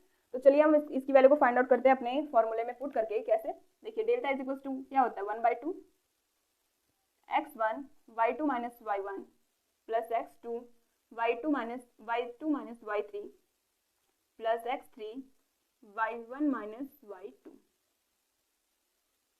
यहाँ पे होगा y2 minus y3 minus y1, फिर ये हो जाएगा y1 माइनस y2। तो ये हो गया। अब हम इसमें वैल्यू को पुट करेंगे। यहाँ पे डेल्टा की वैल्यू में क्या गिवन है, मतलब एरिया ऑफ ट्रायंगल की वैल्यू है हमारे पास 2, तो 1/2 x1 की value k, y2 minus y3, ये हमारा y2 और ये हमारा y3। तो 2 माइनस 0 क्या होगा, 0 माइनस 2, जब हम करेंगे 0 माइनस 2 तो हमारे पास आएगा -2, प्लस x2 की वैल्यू क्या गिवन है 4, और यहाँ से जब हम y3 माइनस y1 करेंगे, मतलब 2 माइनस 0 करेंगे तो हमारे पास आएगा 2, प्लस x3 की वैल्यू क्या गिवन है 0, और y1 माइनस y2 मतलब 0 माइनस 0, ये तो 0 हो गया। अब यहाँ से हो जाएगा 2 इज इक्वल्स टू 1/2 माइनस में k2, 2k लिख देते हैं यहाँ पे 2k प्लस 8, वो तो 0 हो गया। अब यहाँ से ये 2 इधर जाएगा तो हमारे पास क्या आएगा 4 is equals to minus 2k plus 8। अब 8 को हम इधर लेके जाएंगे तो -8 plus 4 is equals to -2k, क्या होगा यहाँ से माइनस, ये आएगा हमारे पास -4 इज इक्वल्स टू -2k। तो यहाँ से क्या दिख रहा है, माइनस से माइनस कैंसिल, 2 से 4 कैंसिल, तो k इज इक्वल्स टू कितनी वैल्यू आ गई हमारे पास, k की वैल्यू 2 आ गई। तो इस तरीके से हम k की वैल्यू को फाइंड आउट करते हैं, या फिर आप चाहे तो डिटर्मिनेंट में भी इसको रख के इज इक्वल्स टू 2, मतलब एरिया हमें 2 फाइंड आउट है तो हम क्या करेंगे, एरिया को 2 रख के हम k की वैल्यू को फाइंड आउट कर सकते हैं। तो आप इसको भी नोट डाउन करिए। देखिए अब नेक्स्ट क्वेश्चन गिवन है हमारे पास, इसमें हमें 2 पॉइंट क्या है पता है। अगर हम इसको a माने और इसको b माने तो हमें 2 पॉइंट पता है, हम तीसरा पॉइंट क्या लेंगे x y। तो हमसे पूछा गया है कि इन दोनों को मिलाने वाली, अगर ये दोनों पॉइंट्स हैं तो अगर हम इन दोनों को मिलाएं तो इसका जो इक्वेशन बनेगा, इस लाइन का इक्वेशन, वो हमें इसमें दिखाना है। तो हम क्या करेंगे, पहले हम एरिया ऑफ ट्रायंगल लिखेंगे 1/2, इसमें क्या लिखेंगे 1 2 3 6 एक्स वाई को एज इट इज रहने देंगे। ये पॉइंट हमने अपने ऐसे लिया है, राइट। अगर ये कोई ए बी है तो हमने मान लिया कि यहाँ पे कोई पॉइंट सी है जिसका कोऑर्डिनेट क्या है एक्स वाई, और इसका क्या हो जाएगा 1,2 और इसका 3,6। तो यहाँ पे 1 1 होता है, हम जानते हैं इसको, इज इक्वल्स टू 0। अब क्या करेंगे, 1/2 है यहाँ पे, अब हम करेंगे 1 को हमने यहाँ पे लिया तो ये हो जाएगा 6 माइनस वाई, -2 किया हमने यहाँ पे तो क्या हो जाएगा 3 माइनस में x प्लस 1 किया यहाँ पे तो 3y माइनस 6x हो गया। इतना आ गया हमारे पास इज इक्वल्स टू 0। अब ये 2 उधर गया तो इसकी वैल्यू 0 हो जाएगी। यहाँ पे आएगा हमारे पास 6 minus y minus 6 plus 2x plus 3y minus 6x is equals to 0। तो यहाँ से हमें दिख रहा है क्या कि ये +6 से -6 कैंसिल आउट, और यहाँ पे हमारे पास आएगा 3y माइनस वाई करेंगे तो 2y, यहाँ पे आएगा -4x इज इक्वल्स टू 0। तो ये अगर हम 2 कॉमन लें तो आएगा y minus 2x is equals to 0। तो y माइनस 2x या फिर y is equals to 2x, ये क्या आ गया हमारा, लाइन की इक्वेशन आ गई, इक्वेशन ऑफ लाइन। ये हमारे पास लाइन की इक्वेशन आ गई, तो आप इसको भी नोट डाउन करिए। तो स्टूडेंट्स इस तरीके से हम एरिया ऑफ ट्रायंगल को फाइंड आउट करते हैं। और मैंने आपको एक्सरसाइज के सारे क्वेश्चन करा दिए, उसमें 1-2 क्वेश्चन जो छूट रहे हैं वो इसी बेसिस पे होंगे। आप उसको इसी तरीके से ट्राई करिएगा, आपका आंसर डेफिनेटली आएगा। और मिलते हैं आपसे नेक्स्ट वीडियो में। और अगर आपको वीडियो अच्छी लगी हो तो लाइक करिएगा और अपने फ्रेंड ग्रुप में शेयर करिएगा। Thanks for watching. करने वाले क्या, माइनर एंड कोफैक्टर। ये डिटर्मिनेंट का हमारा टॉपिक है, माइनर एंड कोफैक्टर। तो आज हम इसी को समझेंगे कि माइनर और कोफैक्टर हमारा होता क्या है। तो चलिए देखते हैं। अगर हमारे पास कोई डिटर्मिनेंट ए गिवन है, इसके एलिमेंट कौन कौन से होते हैं, A11, A12, A13। देखिए Aij होता है ना, Aij, तो I किसको रिप्रेजेंट करता है, रो को, और J हमारा कॉलम को। तो Aij मीन्स 1 जो इधर वाला है, ये सबस्क्रिप्ट होते हैं हमारे, तो 1 हमारा रिप्रेजेंट करेगा रो को, और ये वाला 1 कॉलम को। इसमें ये 1 रो को और ये 1 रो को, ये 3 कॉलम को और 2 कॉलम को। अब इसी तरीके से क्या हो जाएगा, A21, A22, A23, फिर A31, A32, A33। तो देखिए अब हम क्या करेंगे, हम माइनर को फाइंड आउट कैसे करेंगे। माइनर को समझ लीजिए कि हम ए से रिप्रेजेंट कर रहे हैं, कैपिटल ए से। इसको मैं कुछ और मान लेती हूँ, जेड ही मान के चलते। चलिए, तो a इज इक्वल्स टू हमारा क्या होगा, देखिए अगर किसी भी एलिमेंट को आपको निकालने का बोले कि इसका कोई भी एलिमेंट आप इसमें से चूज करिए और इसका निकालने का बोले कि आप इसका माइनर फाइंड आउट करिए, तो हम क्या करेंगे, जैसे A22 है, इसको हमने ले लिया कि इसका हमें माइनर फाइंड आउट करना है, राइट, A22 का। तो कैसे फाइंड आउट करेंगे, हम फाइंड आउट करेंगे, देखिए पहले हमें देखना है रो कौन सी है, रो है हमारी 2, और ये वाला कॉलम भी हमारा क्या है, 2 है। तो हम क्या करेंगे, दूसरे नंबर के रो और दूसरे नंबर के कॉलम को एलिमिनेट करेंगे, मतलब हमें इसे एलिमिनेट करना है और हमें इसे एलिमिनेट करना है। उसके बाद जो एलिमेंट बचे उससे एक मैट्रिक्स को फॉर्म करना है। तो कैसे करेंगे, A11, A31, देखिए A11 बचा है, A31 बचा है, यहाँ से A13 और A33, राइट। तो A22 का अगर हम निकालें माइनर, तो क्या हो जाएगा, इसका माइनर होगा A11 into A33 minus A31 into A13। इस तरीके से हम माइनर किसका निकालेंगे, A22 का। और अगर हमसे कह दिया जाए, हम इसको रिमूव करते हैं यहाँ से, अगर हमसे किसी और एलिमेंट का बोला जाए, मान लीजिए कि हम इसके साइड वाला इसका निकालते हैं, राइट, A23 का, हमसे बोला जाए कि आप A23 का एलिमेंट माइनर निकालिए। तो माइनर निकालने के लिए सबसे पहले हमें देखना पड़ेगा उसका रो कौन सा है, उसका कॉलम कौन सा है। तो इसका रो कौन सा है, 2 नंबर का, कॉलम पहले में तो है नहीं है, दूसरे में भी नहीं है, किसमें, तीसरे वाले में। तो हम दूसरे वाले रो को एलिमिनेट करेंगे और तीसरे वाले कॉलम को। उसके बाद जो एलिमेंट बचे उससे हम क्या करेंगे, एक मैट्रिक्स को फॉर्म करेंगे। तो मैट्रिक्स हमारा क्या होगा, A11, A12, A31 और A33, राइट। इस तरीके से हमने क्या किया, इसके मैट्रिक्स को फॉर्म किया। अब इसका जो हम डिटर्मिनेंट, जैसे हम 2x2 ऑर्डर के मैट्रिक्स का फाइंड आउट करते हैं, वही प्रोसीजर हमें इसमें भी अप्लाई करना है। तो क्या हो जाएगा, A11 into A33 minus A12 into A31, ये आ गया। तो ये इस तरीके से हम क्या फाइंड आउट करते हैं, इस तरीके से हम फाइंड आउट करते हैं माइनर को इस तरीके से हम फाइंड आउट करते हैं। और अगर हमें कोफैक्टर को फाइंड आउट करना हुआ, तो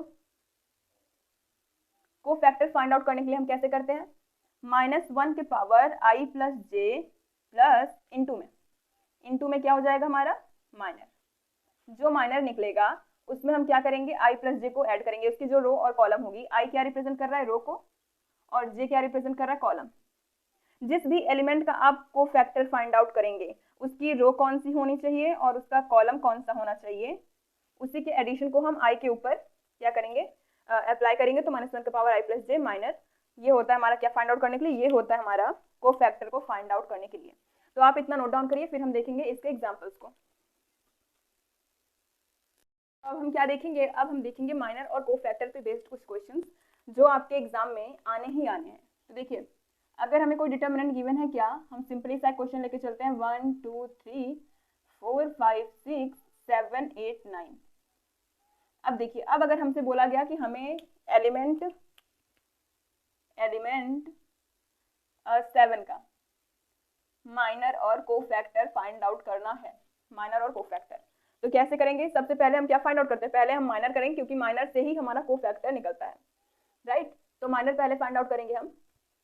तो क्या हो जाएगा, यहाँ से होगा हमारा डेल्टा इज इक्वल्स टू, देखिए क्या इसके लिए करना क्या है, 7 को फाइंड आउट करना है। तो 7 की पोजीशन क्या है, 7 है हमारा पहला रो है इसका, और तीसरा रो है और पहला कॉलम, तीसरा रो है इसका और पहला कॉलम,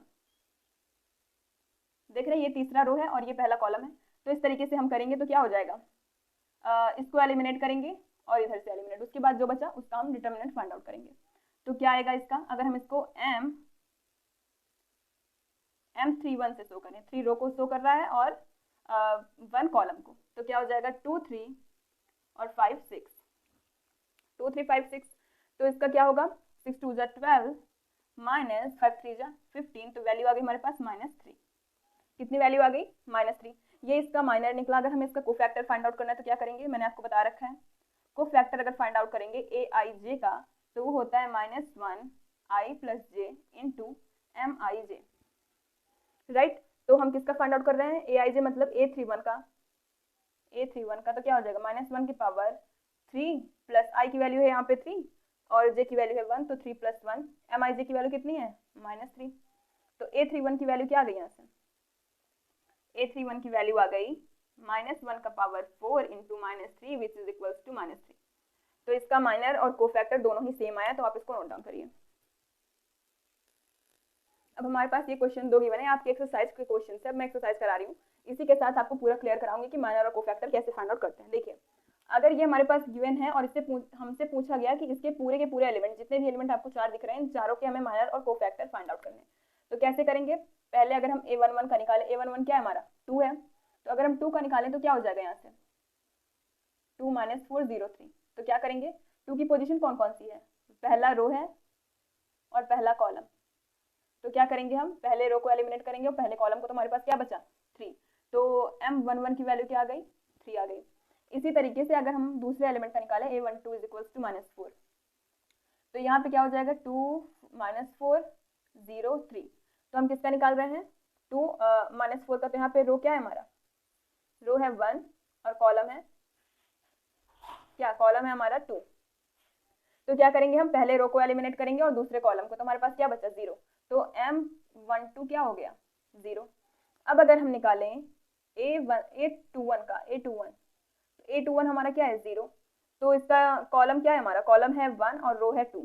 रो है हमारा 2 और कॉलम है 1। ये रो को रिप्रेजेंट करता है, ये कॉलम को मैंने आपको बता के रखा है। तो अगर हम इसको लिखें ऐसे 2 - 4 0 और 3, तो हम दूसरे रो को एलिमिनेट करेंगे और पहले वाले कॉलम को, इस तरीके से। तो क्या आ गया? m21 is equals to -4। अब अगर हम फाइंड आउट करें किसका?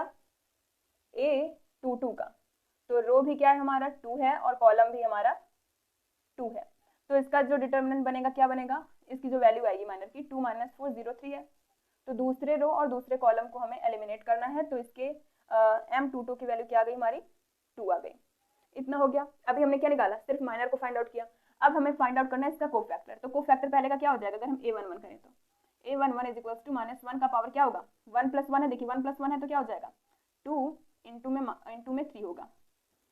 क्या होता है? aij इज इक्वल्स टू क्या होता है? -1 का power i + j into mij।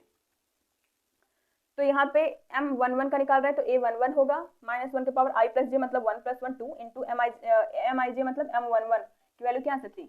तो इसका क्या आ गया? 3 वैल्यू आ गई aij की। और अगर हम फिर किसका निकालें? a12 का, a12 का अगर हम निकालें तो a12 इज इक्वल्स टू क्या हो जाएगा? -1 की पावर 1 + 2 इंटू m12 तो क्या हो जाएगा? -1 के पावर 3 इंटू m12 की वैल्यू क्या है हमारी? 0। तो इसकी भी वैल्यू 0 आ गई। अब अगर हम निकालें किसकी? a22 की निकाल देते हैं। देखिए a22 की ना, तो ये हो जाएगा a22 इज इक्वल्स टू -1 का पावर 2 + 2 इंटू m22 हो जाएगा। तो इसकी वैल्यू -1 का पावर 4 इंटू m22 की वैल्यू क्या है? 2। तो -1 का पावर 4 1 इंटू 2 2 आ गया। इसके बाद अगर हम किसका निकालें? a21 का, a21 इज इक्वल्स टू क्या हो जाएगा? कैपिटल A21 -1 का पावर 2 + 1 इंटू m21 तो क्या हो जाएगा? -1 का पावर 3 इंटू -4 -1 का पावर 3 -1 -4 क्या हो जाएगा? +4। तो ये वैल्यू आ गई हमारी सारी की सारी। कितनी आई? देखिए m1 की इतनी आ गई, a11 की 3 आ गई, फिर ये भी 0 और इसका किधर गया? a22 की देख लेते हैं। a22 इधर है, m22 ये इधर है, इसका भी 0, यहाँ पे इसका 4, यहाँ पे इसका -4, राइट। इस तरीके से ये पूरी हमारी वैल्यूज आ गई। तो इस तरीके से हम माइनर और कोफैक्टर को फाइंड आउट करते हैं। अभी हम इस वाले का भी देखते हैं, पहले आप इसको नोट डाउन करिए। इनके हमें क्या फाइंड आउट करने हैं? इनके हमें कोफैक्टर और माइनर फाइंड आउट करने हैं। तो पहले मैं इस वाले का कर रही हूँ, इसको आपको मुझे करके बताना है कॉमेंट में किसका आंसर क्या आता है, राइट। अगर आप पूरा नहीं बता सकते तो आप पहले रो का ही बता देंगे कि इसके पहले रो के जितने भी एलिमेंट है इसका माइनर और कोफैक्टर क्या आएगा। तो चलिए पहले देखते हैं हम a11 के लिए। a11 क्या है हमारा? 1। तो अगर हम पहले रो को और पहले कॉलम को एलिमिनेट करें, क्यों? क्योंकि इसमें पहला रो है और पहला कॉलम, तो हमने इसको एलिमिनेट कर दिया यहाँ से। तो हमारे पास क्या बचा, ये डिटर्मिनेंट बचा 1 0 0 1, तो ये क्या हो जाएगा 1 1 1 minus 0, 1 minus 0 is equal to 1। तो M11 की वैल्यू क्या आ गई, यहाँ से 1 आ गई। अब देखिए अब क्या करेंगे हम, A12 की वैल्यू, A12 के लिए हमें क्या एलिमिनेट करना पड़ेगा, पहला रो और फिर दूसरा कॉलम, पहला रो और दूसरा कॉलम, तो पहला रो हमने किया और दूसरा कॉलम कर दिया, तो हमारे पास क्या डिटर्मिनेंट हुआ 0 0 1 0 0 0 0 1। तो अगर हम M12 की वैल्यू को फाइंड आउट करें तो क्या हो जाएगा 0, 1 0 0 माइनस 0 0 ही रहेगा। तो अब आ गया नंबर 1 3 का, जिसकी वैल्यू है 0। अब अगर हम क्या करें, पहले रो और तीसरे कॉलम को एलिमिनेट करेंगे इस तरीके से, तो हमारे पास क्या डिटर्मिनेंट मिला 1 0 0 1 0। तो अगर हम इसका निकालें 0 0 1 0, तो इसका डिटर्मिनेंट क्या हो जाएगा M13 is equal to 1 0 0 0 minus 0, तो 0 आ गया। अब हमें A21 की वैल्यू को फाइंड आउट करना है।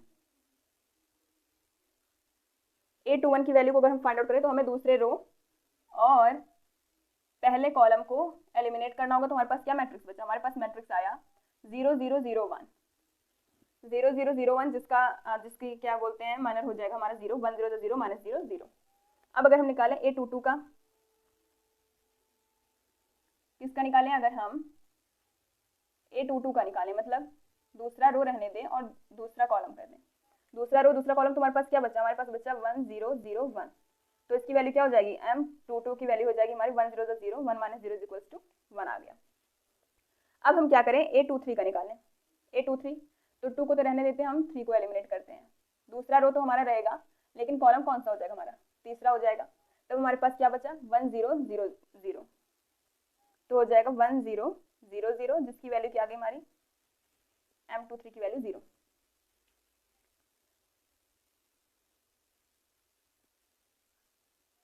अब हम फाइंड आउट करेंगे किसे, A31 को।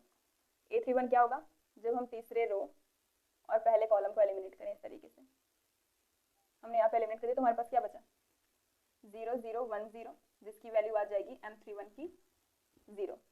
अब अगर हम क्या फाइंड आउट करें A32, इसमें क्या होगा, तीसरा रो तो रहेगा लेकिन दूसरा कॉलम, तीसरा रो रहेगा लेकिन दूसरा कॉलम होगा इस तरीके से, तो इसमें हमारे पास क्या बचा, इसमें हमारे पास बचा 1 0 0 0, तो ये हो जाएगा M32 इज इक्वल टू 0 आ गया, फिर से 0 0 0 माइनस 0 0। फिर अगर हम निकालें A33 का, A33 में हम क्या करेंगे, तीसरे रो और तीसरे कॉलम को एलिमिनेट करेंगे, ये है हमारा तीसरा कॉलम और ये तीसरा रो एलिमिनेट किया, तो क्या है हमारे पास 1 0 0 1, जिसकी वैल्यू आ गई 1। ये किसकी वैल्यू आई M33 की, M33 की वैल्यू आ गई। देखिए पहले की वैल्यू ये आई, दूसरे की 0 0 0 1 0 1 0 0। अब देखिए अब हमें 0 वाले का जो है को फैक्टर फाइंड आउट नहीं करना है, क्योंकि 0 में किसी भी चीज का मल्टीप्लाई करेंगे तो 0, तो इन सब का जो को फैक्टर होगा वो भी 0 आएगा, वो भी क्या ही आएगा 0। अगर ऐसा कभी भी आता है तो आपको सीधा सीधा उनका क्या कर देना है, 0 कर देना है। A23 is equal to 0, A32 is equal to 0, A31 is equal to 0। मतलब अगर वैल्यू 0 आती है माइनर की तो कोफैक्टर की वैल्यू भी 0 होगी, क्योंकि माइनर में कोफैक्टर में माइनर मल्टीप्लिकेशन में होता है। अब हम इसकी वैल्यू को निकालेंगे A11 की, क्या निकालें, A11 इज इक्वल टू क्या हो जाएगा -1 का पावर 1 प्लस 1 इंटू M11 मतलब 1, तो -1 का power 2 into 1 is equal to 1 आ गया A11 की वैल्यू। अब हम किसे फाइंड आउट करेंगे, M22 की value, A22 is equal to -1 की पावर 2 प्लस 2 इंटू 1, इसकी भी वैल्यू क्या आ जाएगी -1 का पावर 4। अगर इवन पावर रहता है तो -1 प्लस 1 हो जाता है, तो यहाँ पे भी आ गया 1। अब किसकी निकालें, A33 की, तो यहाँ पे हो जाएगा -1 के पावर 3 प्लस 3 इंटू M33, तो ये हो जाएगा -1 का पावर 6 इंटू 1 मतलब 1। तो इस तरीके से हम माइनर और कोफैक्टर को फाइंड आउट करते हैं, और इसका पहले वाले रो का आपको मुझे कमेंट करके बताना है कि आंसर क्या आएगा। आप इसको नोट डाउन करिए। Joint and inverse of matrix, हम डिटर्मिनेंट पढ़ रहे थे और डिटर्मिनेंट में ही बीच में क्या आ गया, एडजॉइंट और इनवर्स किसका, मैट्रिक्स का। तो चलिए देखते हैं कि एडजॉइंट और इनवर्स क्या होता है। अगर आप में से किसी ने भी मेरा जो प्रीवियस लेक्चर है उसे नहीं देखा है तो पहले आप उसे जाके देखिए, क्योंकि उसमें मैंने बता रखा है कि कोफैक्टर और माइनर कैसे फाइंड आउट किया जाता है। क्या फाइंड आउट किया जाता है, कोफैक्टर और माइनर। तो इस वाले लेक्चर में हम कोफैक्टर का यूज करेंगे, किसका, कोफैक्टर का। कोफैक्टर कैसे निकाला जाता है मैंने आपको बता दिया है, AIJ इज इक्वल्स टू -1 का power i plus J into M I J. अब एम आई जे कैसे निकाला जाता है वो आप मेरी प्लेलिस्ट में मेरे वीडियो पे जाके देख लीजिए। तो क्या करेंगे, कोफैक्टर। अब कोफैक्टर से ही हम एडजॉइंट को भी फाइंड करेंगे और एडजॉइंट से हम इनवर्स को फाइंड आउट करेंगे। ये सारी की सारी चीजें आपस में लिंक्ड हैं, राइट। तो एडजॉइंट से हम क्या फाइंड आउट, कोफैक्टर से हम एडजॉइंट को और एडजॉइंट से हम इनवर्स को फाइंड आउट करेंगे। तो अब एडजॉइंट हमारा होता क्या है, एडजॉइंट को हम कैसे फाइंड आउट करेंगे मैं आपको बता दूं। एडजॉइंट होता है कि अगर हमारे पास कोई भी एक मैट्रिक्स ए गिवन है, ए में एलिमेंट है हमारे A B C D E F G H I, ये गिवन है। अगर हम इसका कोफैक्टर निकालें तो इसका कोफैक्टर क्या हो जाएगा, A11 A12 A13, फिर A21 A22 और A23, और फिर A31 A32 A33। ये क्या होगा हमारा, एडजॉइंट हुआ सारे के सारे एलिमेंट्स का। अब एडजॉइंट क्या होता है, ये कोफैक्टर हुआ सारे के सारे एलिमेंट्स का। एडजॉइंट क्या होगा, एडजॉइंट ऑफ ए क्या हो जाएगा, इसका एडजॉइंट हो जाएगा कि हम रो को कॉलम में और कॉलम को रो में इंटरचेंज कर दें। क्या करें, रो को इंटरचेंज कर दें कॉलम में और कॉलम को रो में। तो यहाँ से क्या हो जाएगा, A11 A12 A13। देखिए ये वाला पोर्शन ये इस तरीके से है, तो मैं इसको किधर लेके आई, रो से कॉलम में। पहला रो था तो पहले कॉलम में आ गया, फिर A21 A22 और A23, ये इस तरीके से था दूसरा रो, ये दूसरे कॉलम में आ गया। फिर इस तरीके से अब करेंगे A31 A32 A33, ये इस तरीके से था हमारा क्या रो, और ये थर्ड वाले कॉलम में आ गया। तो इस तरीके से हम क्या फाइंड आउट करते हैं, इस तरीके से हम एडजॉइंट को फाइंड आउट करते हैं। अगर हमारे पास कोई मैट्रिक्स गिवन है, पहले हम उसके सारे एलिमेंट का एडजॉइंट फाइंड आउट करेंगे, उसके बाद रो वाले एलिमेंट को कॉलम में और कॉलम वाले को रो में इंटरचेंज कर देंगे, तो हमारा एडजॉइंट आ जाता है। तो पहले आप इतना नोट डाउन करिए, फिर मैं इस पर क्वेश्चन बताऊंगी जिससे आपका ये क्लियर हो जाएगा। तो जैसे हमारे पास ये क्वेश्चन आ गया और हमसे बोला कि इसका हमें क्या फाइंड आउट करना है, एडजॉइंट फाइंड आउट करना है। तो अगर 2/2 का होता तो हम सीधा इंटरचेंज करके एडजॉइंट को फाइंड आउट कर सकते थे, लेकिन इसमें हमें क्या करना पड़ेगा, पहले हमें माइनर फाइंड आउट करना पड़ेगा, फिर वो क्या बोलते हैं कोफैक्टर को फाइंड आउट करना पड़ेगा, उसके बाद एडजॉइंट को, माइनर मेजर, उसके बाद फिर मेजर और बड़ा ज्यादा, राइट। क्या करना पड़ेगा, पहले माइनर को, उसके बाद फिर मेजर, उसके बाद और भी ज्यादा मेजर को। तो पहले हम माइनर कैसे फाइंड आउट करते हैं, मैंने आपको बताया था कि अगर पहला लेते हैं तो उसके रो और कॉलम को देखेंगे, उसको एलिमिनेट करेंगे, राइट। तो चलिए पहले निकाल के देखते हैं। अगर हमारा A11 क्या है 1, तो इसमें माइनर कैसे फाइंड आउट करेंगे, इसमें माइनर फाइंड आउट करेंगे 1 और 1 को एलिमिनेट करके, किसको, पहला रो और पहले कॉलम को एलिमिनेट करके हम इसके माइनर को फाइंड आउट करेंगे। तो M11 क्या हो जाएगा, 3 1 जा 3 -0 मतलब 3 आ गया। अब इसी के साथ में हम A11 भी फाइंड आउट करते चलते हैं। A11 क्या हो जाएगा, -1 का पावर 1 + 1 इंटू में 3 इज इक्वल टू -1 का पावर 2। किसी भी -1 का पावर अगर क्या बोलते हैं इवन हो जाएगा तो उसकी वैल्यू 1 हो जाएगी, तो यहाँ पे आएगा हमारा 3। अब अगर हम A12 के लिए निकालें, A12 के लिए अगर हम निकालें तो A12 क्या हमारा -1, तो M12 क्या हो जाएगा, M12 के लिए पहला वाला रो और दूसरा वाला कॉलम हमें एलिमिनेट करना। उसके बाद हमारे पास क्या बचा, 2 - 2 5 1। अब इसमें हम डिटरमिनेंट जैसे फाइंड आउट करते थे डिटरमिनेंट की वैल्यू, वैसे इसमें करेंगे। तो 1 2 जा 2 -5 2 जा 10, 2 -10 होगा, लेकिन यहाँ पे प्लस हो जाएगा क्योंकि यहाँ पे माइनस है। तो 2 -10 2 + 10, तो क्या आएगा 12। अब यहाँ से हम देखें तो A12 क्या हो जाएगा हमारा, -1 का power 1 + 2 into 12 which is equals to -12, -1 के पावर 3 ऑड हो गया तो माइनस आएगा। इस तरीके से हमने किया। अब हम सारे का करेंगे, किसका, A13 क्या है हमारा 2 है। अब M13 क्या हो जाएगा, M13 होगा हमारा 1 और तीसरा पहला रो और तीसरा कॉलम, तुम्हारे पास क्या गया 0 -6 मीन्स +6। तो A13 इज इक्वल्स टू -1 का power 1 + 3 into 6 is equals to 6 आ गया, इतना आ गया। अब क्या करेंगे, A21 क्या है हमारा, A21 है 2। इसमें भी अब मैं आपको पूरा करके से दिखाती हूँ, नहीं तो वीडियो बहुत ही ज्यादा लंबी हो जाएगी। तो ये पूरा मैंने क्या लिख दिया यहाँ पे, आपका पूरा का पूरा ये था आपका एलिमेंट, ये निकल गया माइनर और ये निकल गया आपका कोफैक्टर। तो अब हमें एडजॉइंट को फाइंड आउट करना है, तो हम क्या करेंगे, रियल में हमारा क्या होता है, देखिए रियल में हमारे पास होता है A11 A12 A13, फिर A21 A22 A23 और फिर A31 A32 A33, इस तरीके से होता है। तो क्या करेंगे हम, अब हम अगर एडजॉइंट निकालते हैं तो एडजॉइंट ऑफ ए में हमारा हो जाता है देखिए रो को कॉलम में करना है, मतलब A11, A12, A13, फिर रो को फिर कॉलम में A21, A22, A23, फिर A31, A32, A33। अब इसकी वैल्यू को हम अगर रख देंगे तो एडजॉइंट की वैल्यू हमारे पास आ जाएगी। तो एडजॉइंट की क्या वैल्यू आएगी हम देखते हैं यहाँ से। A11 मतलब 3, फिर -12, फिर 6। देखिए कैसे रखा हमने, A11, A12, फिर A13, इस तरीके से हमने रखा। अब क्या रखेंगे, A21 मीन्स 1, फिर A22 का मतलब 5 और A23 का मतलब 2। A31 की वैल्यू क्या आ गई हमारे पास, -11, फिर -1, फिर 5। ये आपकी एक्सरसाइज का क्वेश्चन था जो मैंने आपको करा दिया है। लिंदी भले है बहुत ही ज़्यादा, लेकिन सिंपल है। इसमें पहले आप अगर माइनर और को फैक्टर निकालेंगे, उसके बाद आपका एडजॉइंट अपने आप निकल आएगा। तो आप इसको नोट डाउन करिए। अब हमारे पास एक थ्योरम आती है। क्या आती है थ्योरम, कि अगर हमारे पास कोई भी मैट्रिक्स ए गिवन है, उसका हम क्या निकालें, एडजॉइंट निकालें। उसका हम एडजॉइंट निकाल के उसमें मल्टीप्लाई करें, तो उसकी जो वैल्यू होगी वो किसके इक्वल होगी, वो होगी हमारी एडजॉइंट ऑफ ए। अगर निकाल के फिर उसमें हम ए का मल्टीप्लाई करें उसके इक्वल, और अगेन किसके इक्वल होगी, adjoint of A into I, right, इसके इक्वल हमारी आती है। तो हमारे पास थ्योरम है, कौन सा थ्योरम है हम देखते हैं।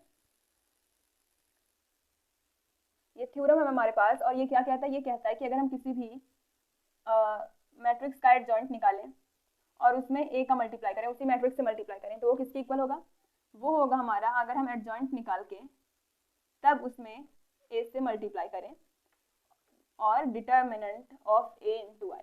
मतलब अगर हम किसी भी ए का, किसी भी मैट्रिक्स का डिटर्मिनेंट निकालें और उसमें आई का, आई क्या है यहाँ पे, आइडेंटिटी मैट्रिक्स है, आई है आइडेंटिटी मैट्रिक्स, आई आइडेंटिटी मैट्रिक्स है। तो अगर हम किसी भी मैट्रिक्स का एडजॉइंट निकालें और उसमें हम क्या करें, उसी मैट्रिक्स का मल्टीप्लाई करें, तो वो किसके इक्वल होता है, वो डिटर्मिनेंट ऑफ ए इंटू आई के इक्वल होता है। मैं इसको आपको क्वेश्चन के थ्रू समझाती हूँ। देखिए क्वेश्चन, अगर हमने ये मैट्रिक्स है हमारे पास 1 2 3 4, इसको हम क्या मानते हैं कि हमारे पास मैट्रिक्स है ए। अब हमें क्या फाइंड आउट करना है, इसका एडजॉइंट। अब एडजॉइंट ऑफ ए क्या होगा, एडजॉइंट ऑफ ए मैंने आपको बताया था, इसको इंटरचेंज करेंगे इसको भी, लेकिन इस वाले में साइन चेंज हो जाएगी। तो क्या होगा, 4 1 -3 -2, ये इतना आ गया। अब हम क्या करेंगे, इसका मल्टीप्लाई करेंगे, और अगर हम चाहें तो इसमें इसका मल्टीप्लाई करें, चाहे इसमें इसका मल्टीप्लाई करें, तो उसकी जो वैल्यू होगी वो किसके इक्वल आएगी, उसकी वैल्यू आएगी हमारी डिटर्मिनेंट ऑफ ए इंटू आई के इक्वल।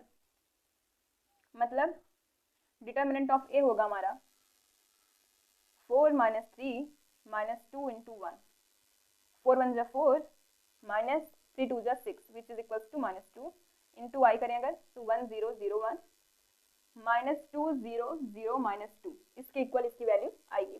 किसकी वैल्यू आएगी, a into adjoint of a is equals to adjoint of a into a, which is equals to i into determinant of a। तो आप इसको नोट डाउन करिए।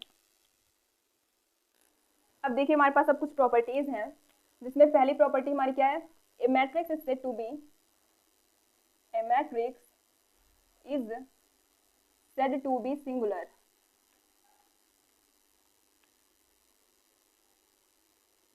if determinant of a is equals to 0। अगर उसके determinant की value जो है हमारी वो 0 के इक्वल हो जाती है, मैट्रिक्स a लिखते हैं, a matrix a is said to be singular when determinant of a is equals to 0। जब उसके डिटर्मिनेंट की वैल्यू क्या हो जाएगी, 0 के इक्वल हो जाएगी, तो वो क्या हो जाएगा हमारा, सिंगुलर होगा। ऐसा ही नॉन सिंगुलर, नॉन सिंगुलर आपको सुनने में ही समझ में आ रहा होगा कि अगर डिटर्मिनेंट की वैल्यू 0 के इक्वल ना हो। ए matrix is said to be non-singular if determinant of a is not equals to 0। अगर उसके डिटर्मिनेंट की वैल्यू 0 के इक्वल नहीं होगी तो वो हमारा नॉन सिंगुलर होगा, अगर उसकी डिटर्मिनेंट की वैल्यू 0 के इक्वल होगी तो वो सिंगुलर होगा। अब अगर हम देखें थर्ड प्रॉपर्टी हमारी क्या कहती है, थर्ड कहती है कि AB is equals to BA is also non-singular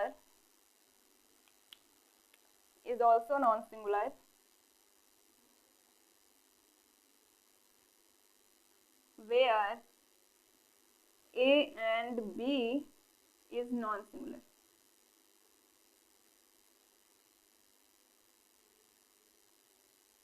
मतलब क्या हुआ इसका कि अगर ए और बी नॉन सिंगुलर है तो अगर उनके प्रोडक्ट को देखें A B is equal to B A, तो वो भी हमारा क्या हो जाएगा, नॉन सिंगुलर। ये भी हमारा कैसा होगा, non singular.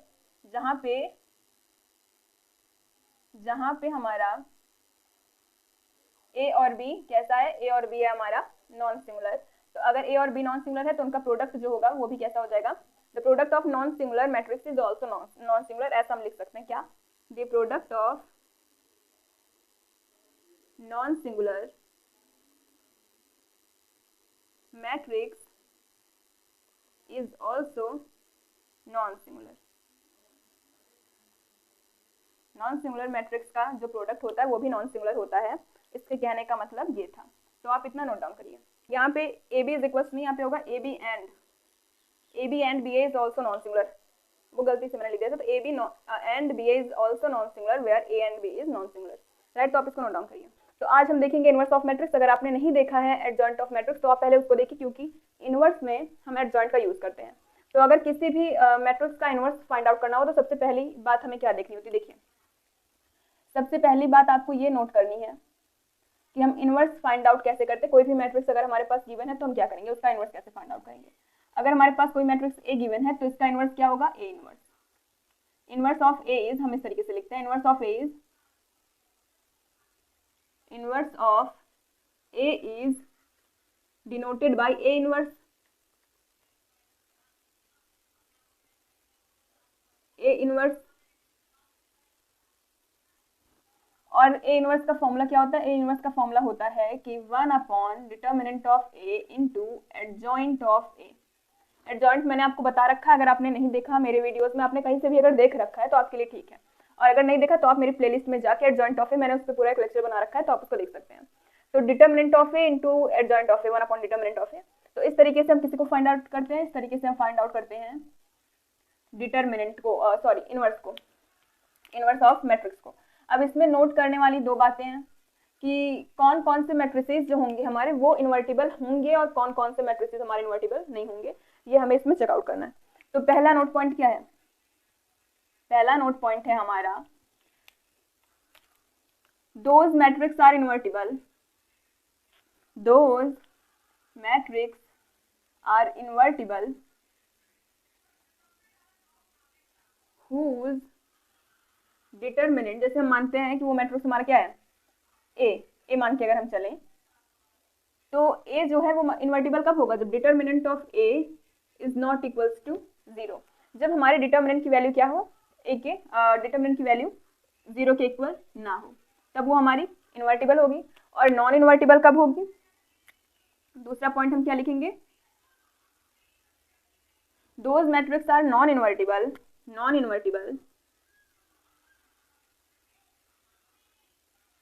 whose determinant of that matrix, अगर हम मानते हैं ए ही है या फिर बी मानते हैं, बी इज इक्वल्स टू 0, जिसके डिटर्मिनेंट की वैल्यू 0 के इक्वल हो जाएगी, उसे हम क्या बोलेंगे कि वो इन्वर्टिबल नहीं है। इसको मैंने आपको लास्ट लेक्चर में बताया था कि मैंने इसको आपको सिंगुलर और नॉन सिंगुलर करके मैंने आपको बताया था। तो ये एकदम बेस्ट फॉर्मेट है लिखने का, invertible and non invertible, right. तो अभी ऐसा कंडीशन हमारे पास आया क्यों कि हमारा mod A, sorry determinant of A जो है वो इक्वल नहीं होना। अगर हम इधर भी लें डिटर्मिनेंट ऑफ ए अगर हमारा इक्वल हो गया तो किस वजह से उसका जो इन्वर्स है नहीं निकलेगा, और अगर इक्वल नहीं हुआ तो किस वजह से उसका इन्वर्स निकलेगा। तो ये बात मैं आपको बता दूं, क्योंकि है यहाँ पे 1 अपॉन ए, राइट, 1 अपॉन में डिटर्मिनेंट ऑफ ए है।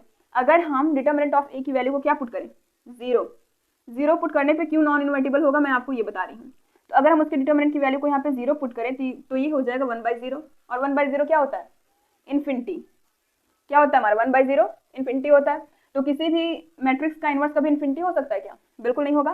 तो इस वजह से हमारा वही मैट्रिक्स इन्वर्टिबल होगा जिसके डिटर्मिनेंट की वैल्यू 0 के इक्वल ना हो, वो क्या होंगे, हमारे इन्वर्टिबल मैट्रिक्स होंगे। तो इस वजह से हम क्या कहते हैं, 1 अपॉन ए जो है हमारा 0 नहीं होगा। अगर हो जाएगा तो उसकी जो डिटर्मिनेंट की वैल्यू इन्फिनिटी आ जाएगी, इसलिए ये वाली कंडीशन जो है वो सेटिस्फाई नहीं करेगी, राइट। तो हमेशा डिटर्मिनेंट की वैल्यू नॉट इक्वल टू 0 होना चाहिए। तो आप इसको नोट डाउन करिए। नेक्स्ट क्वेश्चन हमारे पास 3x3 ऑर्डर के मैट्रिक्स का, इसमें भी हमें क्या करना है, इनवर्स फाइंड आउट करना है। तो सबसे पहले हम देखेंगे डिटर्मिनेंट की वैल्यू। अगर हमारी डिटर्मिनेंट की वैल्यू 0 होती है तो ये इन्वर्टिबल नहीं होगा, और अगर 0 नहीं होती है तब ये इन्वर्टिबल होगा। तो डिटर्मिनेंट ऑफ ये क्या हो जाएगा, 1 इंटू 5 माइनस 5 टू जा 10 माइनस 0, फिर -2 करेंगे तो यहाँ से 0 माइनस 0 0 आ गया, फिर +3 करेंगे यहाँ से तो 0 माइनस 0 0 हो गया। तो वैल्यू क्या आ जाएगी हमारी 10 माइनस 0 प्लस 0 0 ही आ गया, which is not equal to 0, तो ये इन्वर्टिबल है। अब हम इसके एडजॉइंट को निकालेंगे। उसके लिए हमें क्या करना पड़ेगा, हमें उसके माइनर को फाइंड आउट करना पड़ेगा। तो a11 के लिए क्या हो जाएगा 1, और इसका m11 क्या हो जाएगा 5 टू जा 10 माइनस 0 मतलब 10, और a11 क्या हो जाएगा -1 की power 2 into 10 which is equals to 10। फिर a12 क्या होगा, a12 है हमारा 2, तो m12 हो जाएगा हमारा, हमें पहले रो और दूसरे कॉलम को छोड़ना पड़ेगा, तो ये हो जाएगा 0। तो a12 भी क्या हो जाएगा हमारा 0। अगर -0 होता है तो उसका एडजॉइंट भी 0 होगा। और a13 क्या है हमारा, a13 है 3, तो m13 क्या हो जाएगा, पहले रो और तीसरे कॉलम को हम छोड़ेंगे तो 0 माइनस 0 क्या आ गया 0 हो गया, तो इसका एडजॉइंट भी क्या हो जाएगा 0। अब आ गए a21 पे। a21 है क्या हमारा 0, तो अगर हम इसका देखें तो दूसरे रो और पहले कॉलम को छोड़ेंगे तो 5 टू जा 10 माइनस क्या करना पड़ेगा हमें 0, तो आएगा ये हमारा 0, इसका m13 क्या हो जाएगा 10, और इसका एडजॉइंट होगा हमारा -1 का पावर 1 प्लस 3 इंटू में 10 विच इज इक्वल्स टू 10। अब आ गए हम a22 पे।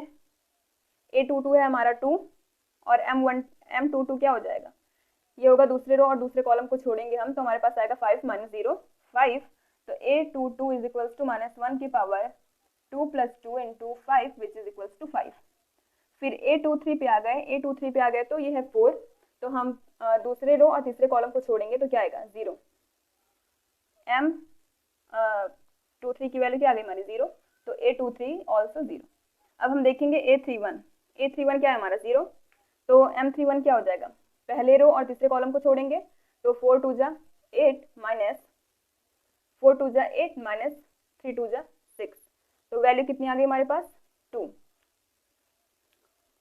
4 टू जा 8 माइनस 6 वैल्यू 2 आ गई। अब हम क्या देखेंगे a31, इसकी वैल्यू क्या होगी -1 का power 4 into 2 which is equals to 2। अब हम देखेंगे किसका a32 का, a32 भी है हमारा 0। अब हम इसमें तीसरे रो और दूसरे कॉलम को एलिमिनेट करेंगे तो क्या होगा 4 माइनस 3, इट मीन्स इसका m32 क्या हो जाएगा 4 1 जा 4 माइनस 0 4 हो गया, और a32 हो जाएगा इसका -1 की power 5 into 4 which is equals to -4। अब a33 क्या हो जाएगा, a33 हमारा 5, और जब हम तीसरे रो को और तीसरे कॉलम को एलिमिनेट करेंगे तो हमारे पास 2 माइनस 0 2 आएगा, तो m33 इज इक्वल्स टू 2, तो हमारा a33 क्या हो जाएगा -1 की power 6 into 2 which is equals to 2। तो हमें माइनर की वैल्यू नहीं चाहिए, हमें किसकी वैल्यू चाहिए एडजॉइंट की, तो हम एडजॉइंट की वैल्यूज को लिख लेंगे। लेकिन किस तरीके से लिखेंगे, देखिए एडजॉइंट ऑफ ए क्या हो जाएगा, एडजॉइंट ऑफ ए हो जाएगा हमारा, हम रो को किस में चेंज करेंगे कॉलम में, जैसे इसमें जो हमारा रो को डिनोट कर रहा है वो कॉलम को डिनोट करेगा और जो कॉलम को कर रहा है वो रो को, तो इसमें रो और कॉलम दोनों हमारा 1 है तो 10 यहाँ पे आएगा। उसके बाद इसमें क्या हमारा a12 मतलब 2 हमारा रो होगा और 1 कॉलम, तो ये किधर आएगा इधर, 3 कॉलम होगा 1 रो होगा, राइट ये आ गया इधर 3 रो होगा हमारा और 1 कॉलम होगा। इसमें क्या हो जाएगा 10 है 1 3 मतलब a13 मतलब तीसरा रो होगा, और अब ये है a21, तो इस तरीके से वैल्यू आ जाएगी हमारी 10 5 2, फिर क्या आ गया यहाँ से 10 5 0, फिर -4 2 -4 और फिर 2 आ गया। तो अब a इनवर्स क्या हो जाएगा हमारा, हम 1/10 करेंगे इंटू 10 0 0 0 5 10 2 -4 इंटू 2, राइट। यहाँ पे a21 था तो ये हो जाएगा 3, और यहाँ पे वैल्यू कितनी आएगी हमारी माइनस में 10, तो यहाँ पे आएगा हमारा -10 राइट। तो आप इसको नोट डाउन करिए। Solution of system of linear equation using inverse of matrix. Matrix का यूज करके, इनवर्स ऑफ मैट्रिक्स का यूज करके हम किसी भी लीनियर इक्वेशन के सिस्टम का सॉल्यूशन कैसे फाइंड आउट करेंगे, we are going to discuss about this thing in this video. तो चलिए देखते हैं। तो आपको पता होगा जब मैंने आपको मैट्रिक्स का फर्स्ट लेक्चर जब मैंने आपको पढ़ाया था तो उसमें इसी टाइप से मैंने आपको कुछ बता रखा। क्या गिवन है, system of linear equation. Linear equation का अगर हमारे पास सिस्टम गिवन है, कौन सा सिस्टम गिवन है? a1x plus b1y plus c1z is equals to d1। Again a2x plus b2y plus c2z is equals to d2। फिर a3x plus b3y plus c3z is equals to d3। तो जब मैं आपको matrix बता रही थी तो मैंने आपको इसी तरीके से करके बताया था कि मैट्रिक्स को हम कैसे फॉर्म करते हैं। तो यहाँ से ए हमारा क्या हो जाएगा, अगर हम मैट्रिक्स माने ए, तो एक मैट्रिक्स होगा हमारे यहाँ से क्या, a1 b1 c1 a2 b2 c2 a3 b3 और c3, और x क्या हो जाएगा, capital X which is equals to x y z, x y z। और ये हमारा किस मैट्रिक्स में आएगा, कैपिटल B हम लेते हैं, तो capital B is equals to d1 d2 d3। इस तरीके से आ गया। तो इस पूरे सिस्टम को हम क्या लिख सकते हैं, इस पूरे सिस्टम को हम लिख सकते हैं a, देखिए a के साथ में x का मल्टीप्लाई, इसके साथ में इसका मल्टीप्लाई यहाँ पे हुआ है, तो ax is equals to b। ये क्या हो गया हमारा, ये हो गया इसका फॉर्म, इस सिस्टम ऑफ लीनियर इक्वेशन का फॉर्म हो गया। तो अगर अब हमें इसमें एक थ्योरम गिवन होती है कि हम x की वैल्यू को कैसे फाइंड आउट करेंगे, x की वैल्यू को हम कैसे फाइंड आउट करेंगे, तो आप पहले इसको नोट डाउन करिए। तो हमें क्या गिवन था, हमें गिवन था ax is equals to b, सारा कैपिटल में होगा, ax is equals to b हमें गिवन था। अब हमें क्या फाइंड आउट करना है, x की वैल्यू को, x की वैल्यू को हमें फाइंड आउट करना है। तो x की वैल्यू क्या होगी, x की वैल्यू होगी हमारी, अगर हम दोनों साइड में क्या करते हैं, multiplying both side by a inverse, multiplying a inverse on both side. हमने दोनों साइड में क्या कर दिया, a इनवर्स से मल्टीप्लाई कर दी। और ऐसा किस लिए कर रहे हैं, जिससे हमारा ये जो a है वो यहाँ से रिमूव हो जाए और हमारे पास सिर्फ x बचे, राइट। इसमें तो ये सिस्टम होता नहीं कि हम इधर से लाके इसमें डिवाइड कर दें या फिर इधर से लाके डिवाइड कर दें, ऐसा नहीं होता, हमें इसमें सीधे सीधे रिमूव करना होगा। तो हम a इनवर्स से क्या करेंगे, उसमें मल्टीप्लाई, तो ये हो जाएगा a inverse into a x is equals to a inverse b। दोनों साइड में हमने मल्टीप्लाई कर दी। अब हम जानते हैं क्या, हम जानते हैं कि a inverse into a is equals to identity होता है। क्या होता है हमारा, आइडेंटिटी मैट्रिक्स। आइडेंटिटी मैट्रिक्स होता है हमारा a इनवर्स इंटू a। ये नोट पॉइंट है आपका। ऑब्वियस सी बात है कि अगर हमारे पास 2 है और इसका इनवर्स क्या होगा 1/2, तो इसमें मल्टीप्लाई करेंगे तो क्या बचेगा, 1 इज द इनवर्स ऑफ किसका, आइडेंटिटी ऑफ मल्टीप्लिकेशन होता है 1। तो इस तरीके से a inverse into a is equals to हमें आइडेंटिटी मिलेगी। तो ये हो जाएगा ix is equals to a inverse b। अभी किसी भी चीज़ में मैंने आपको क्या बता रखा कि अगर हम किसी भी चीज़ में आइडेंटिटी का मल्टीप्लाई करते हैं तो हमें वही चीज़ मिलती है। आइडेंटिटी का मतलब क्या होता है कि अगर हम उसमें मल्टीप्लाई करें तो उसमें कोई भी चेंजेस नहीं होने चाहिए, हमें वही की वही वैल्यूज मिलनी चाहिए, राइट। तो ix इज इक्वल्स टू क्या हो जाएगा हमारा, ix is equals to x, तो यहाँ से x is equals to a inverse b। तो ये आ गई हमारी किसकी वैल्यू, x की वैल्यू।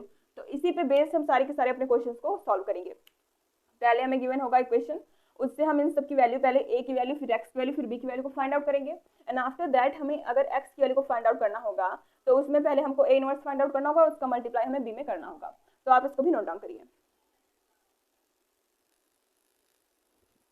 तो अब हमारे पास ये क्वेश्चन है 2x plus 5y is equals to 1 and 3x plus 2y is equals to 7। ये क्या हमारे पास क्वेश्चन है। तो अब क्या करेंगे, पहले हम इसको मैट्रिक्स के फॉर्म में करेंगे। तो इसका सॉल्यूशन देखते हैं कि किस तरीके से हम इसको सॉल्व करेंगे। a की वैल्यू को पहले फाइंड आउट करेंगे। a इज इक्वल्स टू क्या हो जाएगा, जैसा है वैसे लिख दीजिए आप, 2 3, इधर 5 2 तो 5 2। x की वैल्यू क्या हो जाएगी, capital X is equals to X Y, दो वेरिएबल्स हैं तो दो को ही लिखेंगे, और b इज इक्वल्स टू 1 7। अब हमें क्या फाइंड आउट करना है, अब हमें इसका सॉल्यूशन फाइंड आउट करना है, और सॉल्यूशन होता है हमारा x is equals to a inverse b। ये क्या होता है हमारा, ये हमारा सॉल्यूशन होता है। और सॉल्यूशन को फाइंड आउट करने के लिए हमें सबसे पहले क्या काम करना पड़ेगा, सबसे पहले a इनवर्स को फाइंड आउट करना होगा। तो a इनवर्स फाइंड आउट हम कैसे करेंगे, देखिए a inverse is equals to क्या हो जाएगा, डिटर्मिनेंट ऑफ a इनटू इसका जो हम निकालेंगे क्या हो जाएगा, देखिए डिटर्मिनेंट ऑफ a क्या हो जाएगा हमारा, डिटर्मिनेंट ऑफ a होगा 2 2 4 माइनस 5 3 15, 5 3 15 तो -15 विच इज इक्वल्स टू -11। ये डिटर्मिनेंट की वैल्यू निकली, तो ए इनवर्स क्या हो जाएगा, एडजॉइंट इसका कैसे निकालेंगे, एडजॉइंट हमारा हो जाएगा, मैंने आपको बता रखा है कि ये 1/11 1/-11 या फिर -1/11 इन द ब्रैकेट, इस वाले को हम इंटरचेंज करेंगे तो 2 से 2 से किया वही मिला, इसको भी इंटरचेंज करेंगे तो ये हो जाएगा 5 और ये 3। अब हमें यहाँ पे क्या करने होते हैं, साइन को चेंज, तो यहाँ पे क्या करेंगे, दोनों के साइन को चेंज करेंगे, तो ये हमारे पास क्या गया, ए इनवर्स। अब हम क्या फाइंड आउट करेंगे, एक्स की वैल्यू, तो एक्स इक्वल्स टू क्या हो जाएगा हमारा 1/11 2 -5 -3 2 इंटू क्या है हमारे पास 1 और 7, राइट। तो चलिए पहले इसको हम इसमें मल्टीप्लाई कर देते हैं, तो हमारे पास आएगा 2/11 5/11 ये हो जाएगा -2, ये 3/11 और ये 2 -2/11 इंटू में 1 7। अब पहले इसका इसके साथ में फिर इसका इसके साथ में करके ऐड करेंगे, राइट। क्या करेंगे, पहले इसका इसके साथ में फिर इसका इसके साथ में करके हम इसको ऐड करेंगे। तो हम क्या करेंगे, इसमें इसका मल्टीप्लाई करेंगे, अगर आप चाहें तो इसका मल्टीप्लाई सीधा करके तब इसको यहाँ पे लिख सकते हैं। तो चलिए वैसे ही करते हैं, नहीं तो ये बहुत ही ज़्यादा इसका कैलकुलेशन बड़ा हो जाएगा। तो पहले हम मल्टीप्लाई करेंगे, उसके बाद हम -1/11 को लिखेंगे। तो हाँ, एक मिस्टेक होगी हमारी यहाँ पे जो मैंने यहाँ पे इसको इंटरचेंज किया, हमारा ये इंटरचेंज नहीं होता, सिर्फ इसकी साइन साइन इसकी जो होती है वो चेंज होती है। तो क्या हो जाएगा -3, अभी तो हमारी पूरी कैलकुलेशन गड़बड़ हो जाती है, तो -3 और -5। तो क्या करना है, इन दोनों को इंटरचेंज करते हैं और इन दोनों के सिर्फ साइन को हम चेंज करते हैं, राइट। तो चलिए देखते हैं इसको, इसका सॉल्यूशन क्या होगा, -1/11 यहाँ पे लिखते हैं, ये हो जाएगा हमारा 2 1 जा 2, तो यहाँ से क्या हो जाएगा हमारा 7 5 जा 35 -3, फिर यहाँ से हो जाएगा हमारा 7 2 जा 14, राइट। तो इसका सॉल्यूशन क्या आएगा हमारे पास, -1/11 -33 और यहाँ पे हो जाएगा हमारा 11। तो अब हम क्या करेंगे, अब हम इसमें इसको डिवाइड करेंगे, तो इसकी वैल्यू क्या आएगी, अगर हम इसमें 11 से डिवाइड करेंगे तो ये 3 टाइम्स जाएगा, तो ये हो जाएगा हमारा 3, और ये क्योंकि ये पॉजिटिव होगा, यहाँ पे नेगेटिव है तो नेगेटिव से कैंसिल आउट होकर पॉजिटिव आएगा, यहाँ पे 11 से 11 -1, तो ये आ गई किसकी, हमारी एक्स की वैल्यू। तो आप इसको भी नोट डाउन करिए। तो अब नेक्स्ट क्वेश्चन हमारे पास ये भी क्या है हमारा, इसको भी पहले हम लिखेंगे मैट्रिक्स के फॉर्म में, तो A इक्वल्स टू क्या हो जाएगा 3 2 4, देखिए जैसा हमें सीधा वैसे लिखना है, 3 2 4 -2 1 -2 1 -3 और 3 -1 2 और capital X which is equals to, ये फिर से हमारा XYZ होगा, उसमें हमने x की वैल्यू को 3 और y की वैल्यू को क्या देखा था, x की वैल्यू को 3 और y की वैल्यू हमारी -1 आई थी। अब इसमें हमें z को भी देखना है क्योंकि इसमें हमें z भी गिवन है, और b यहाँ से क्या हो जाएगा, b is equals to 8 1 4, b की वैल्यू हमारी 8 1 4 हो जाएगी। तो अब हम इसका क्या देखेंगे सॉल्यूशन, तो सॉल्यूशन हमारा क्या होता है, x is equals to a inverse into b। तो a इनवर्स फाइंड आउट करने के लिए सबसे पहले हमें determinant of a find out करना होगा। तो डिटर्मिनेंट ऑफ a क्या होता है, इधर से देखेंगे 3 इंटू 2 1 जा 2, माइनस में 3 1 जा 3 मतलब प्लस हो जाएगा, तो 2 + 3 हो गया। फिर यहाँ से -2 होता है, लेकिन यहाँ पे पहले से माइनस है तो यहाँ पे हमारा +2 हो जाएगा। इन द ब्रैकेट 2 2 जा 4 -4 लेकिन +4 हो जाएगा, तो 4 + 4 +3 इन द ब्रैकेट -3 2 जा 6 तो -6 -4। तो डिटर्मिनेंट ऑफ a की वैल्यू कितनी आ गई, डिटर्मिनेंट ऑफ a की वैल्यू हमारी आ गई 3 2 5 5 3 जा 15 प्लस 4 4 8 होगा, 8 2 जा 16 प्लस देखिए 6 4 10 और 10 3 30 -30 हो गया। अब डिटर्मिनेंट ऑफ a की वैल्यू ये 31 -30, एक मिनट, तो यहाँ से जब हम देखेंगे तो ये 2 हो जाएगा यहाँ पे, और ये माइनस का प्लस हो गया, लेकिन यहाँ पे फिर हमारे पास माइनस आएगा, क्या आएगा माइनस, तो 2 -3 -1 होगा, यहाँ पे हमारे पास -3 आएगा। 2 में से -3 को सब्ट्रैक्ट करेंगे तो -1 इंटू 3 -3, तो ये टोटल हमारे पास कितना आया -33 + 16, -33 + 16 हो जाएगा 4 2 जा 8 8 2 जा 16, हाँ। तो इसकी वैल्यू कितनी आएगी हमारे पास, 13 - 6 करेंगे तो 7 इधर 1 -17 इसकी वैल्यू हमारे पास कितनी आ गई, -17। अब मैं इसका एडजॉइंट आपको निकाल के सीधा सीधा दिखाती हूँ, नहीं तो ये बहुत ज़्यादा टाइम कंज्यूमिंग होता है, तो ये ले लेगा। तो ये वैल्यू आ गई हमारे पास एडजॉइंट की। अब हम क्या निकालेंगे, ए इनवर्स को अगर हम निकालेंगे इसमें से, तो हमारे पास क्या आएगा, 1 अपॉन डिटर्मिनेंट ऑफ ए। तो डिटर्मिनेंट ऑफ ए की वैल्यू कितनी है, -1/17, तो लिखेंगे -1 अपॉन में 17 इंटू एडजॉइंट ऑफ ए, तो -1 -8 -10 -5 -6 1 -1 9 एंड 7, ये इतना हमारे पास आ गया। तो अब हम क्या करेंगे, अब हम ए इनवर्स में बी का मल्टीप्लाई करेंगे। तो यहाँ पे मैं बी की वैल्यू को लिख देती हूँ, ये है हमारा 814, यहाँ से हमें दिख रहा है 814, हम यहाँ पे लिखेंगे 814।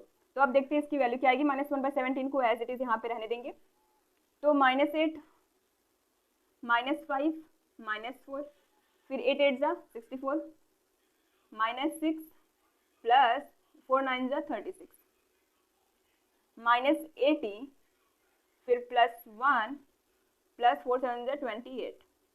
तो अब हमारे पास वैल्यू क्या आ गई, -1/17, ये आएगी 8 4 12 -17 5, फिर ये आएगी हमारे पास 6 30 30 हो गया, इसमें से करेंगे तो 34 -34, फिर यहाँ से आएगा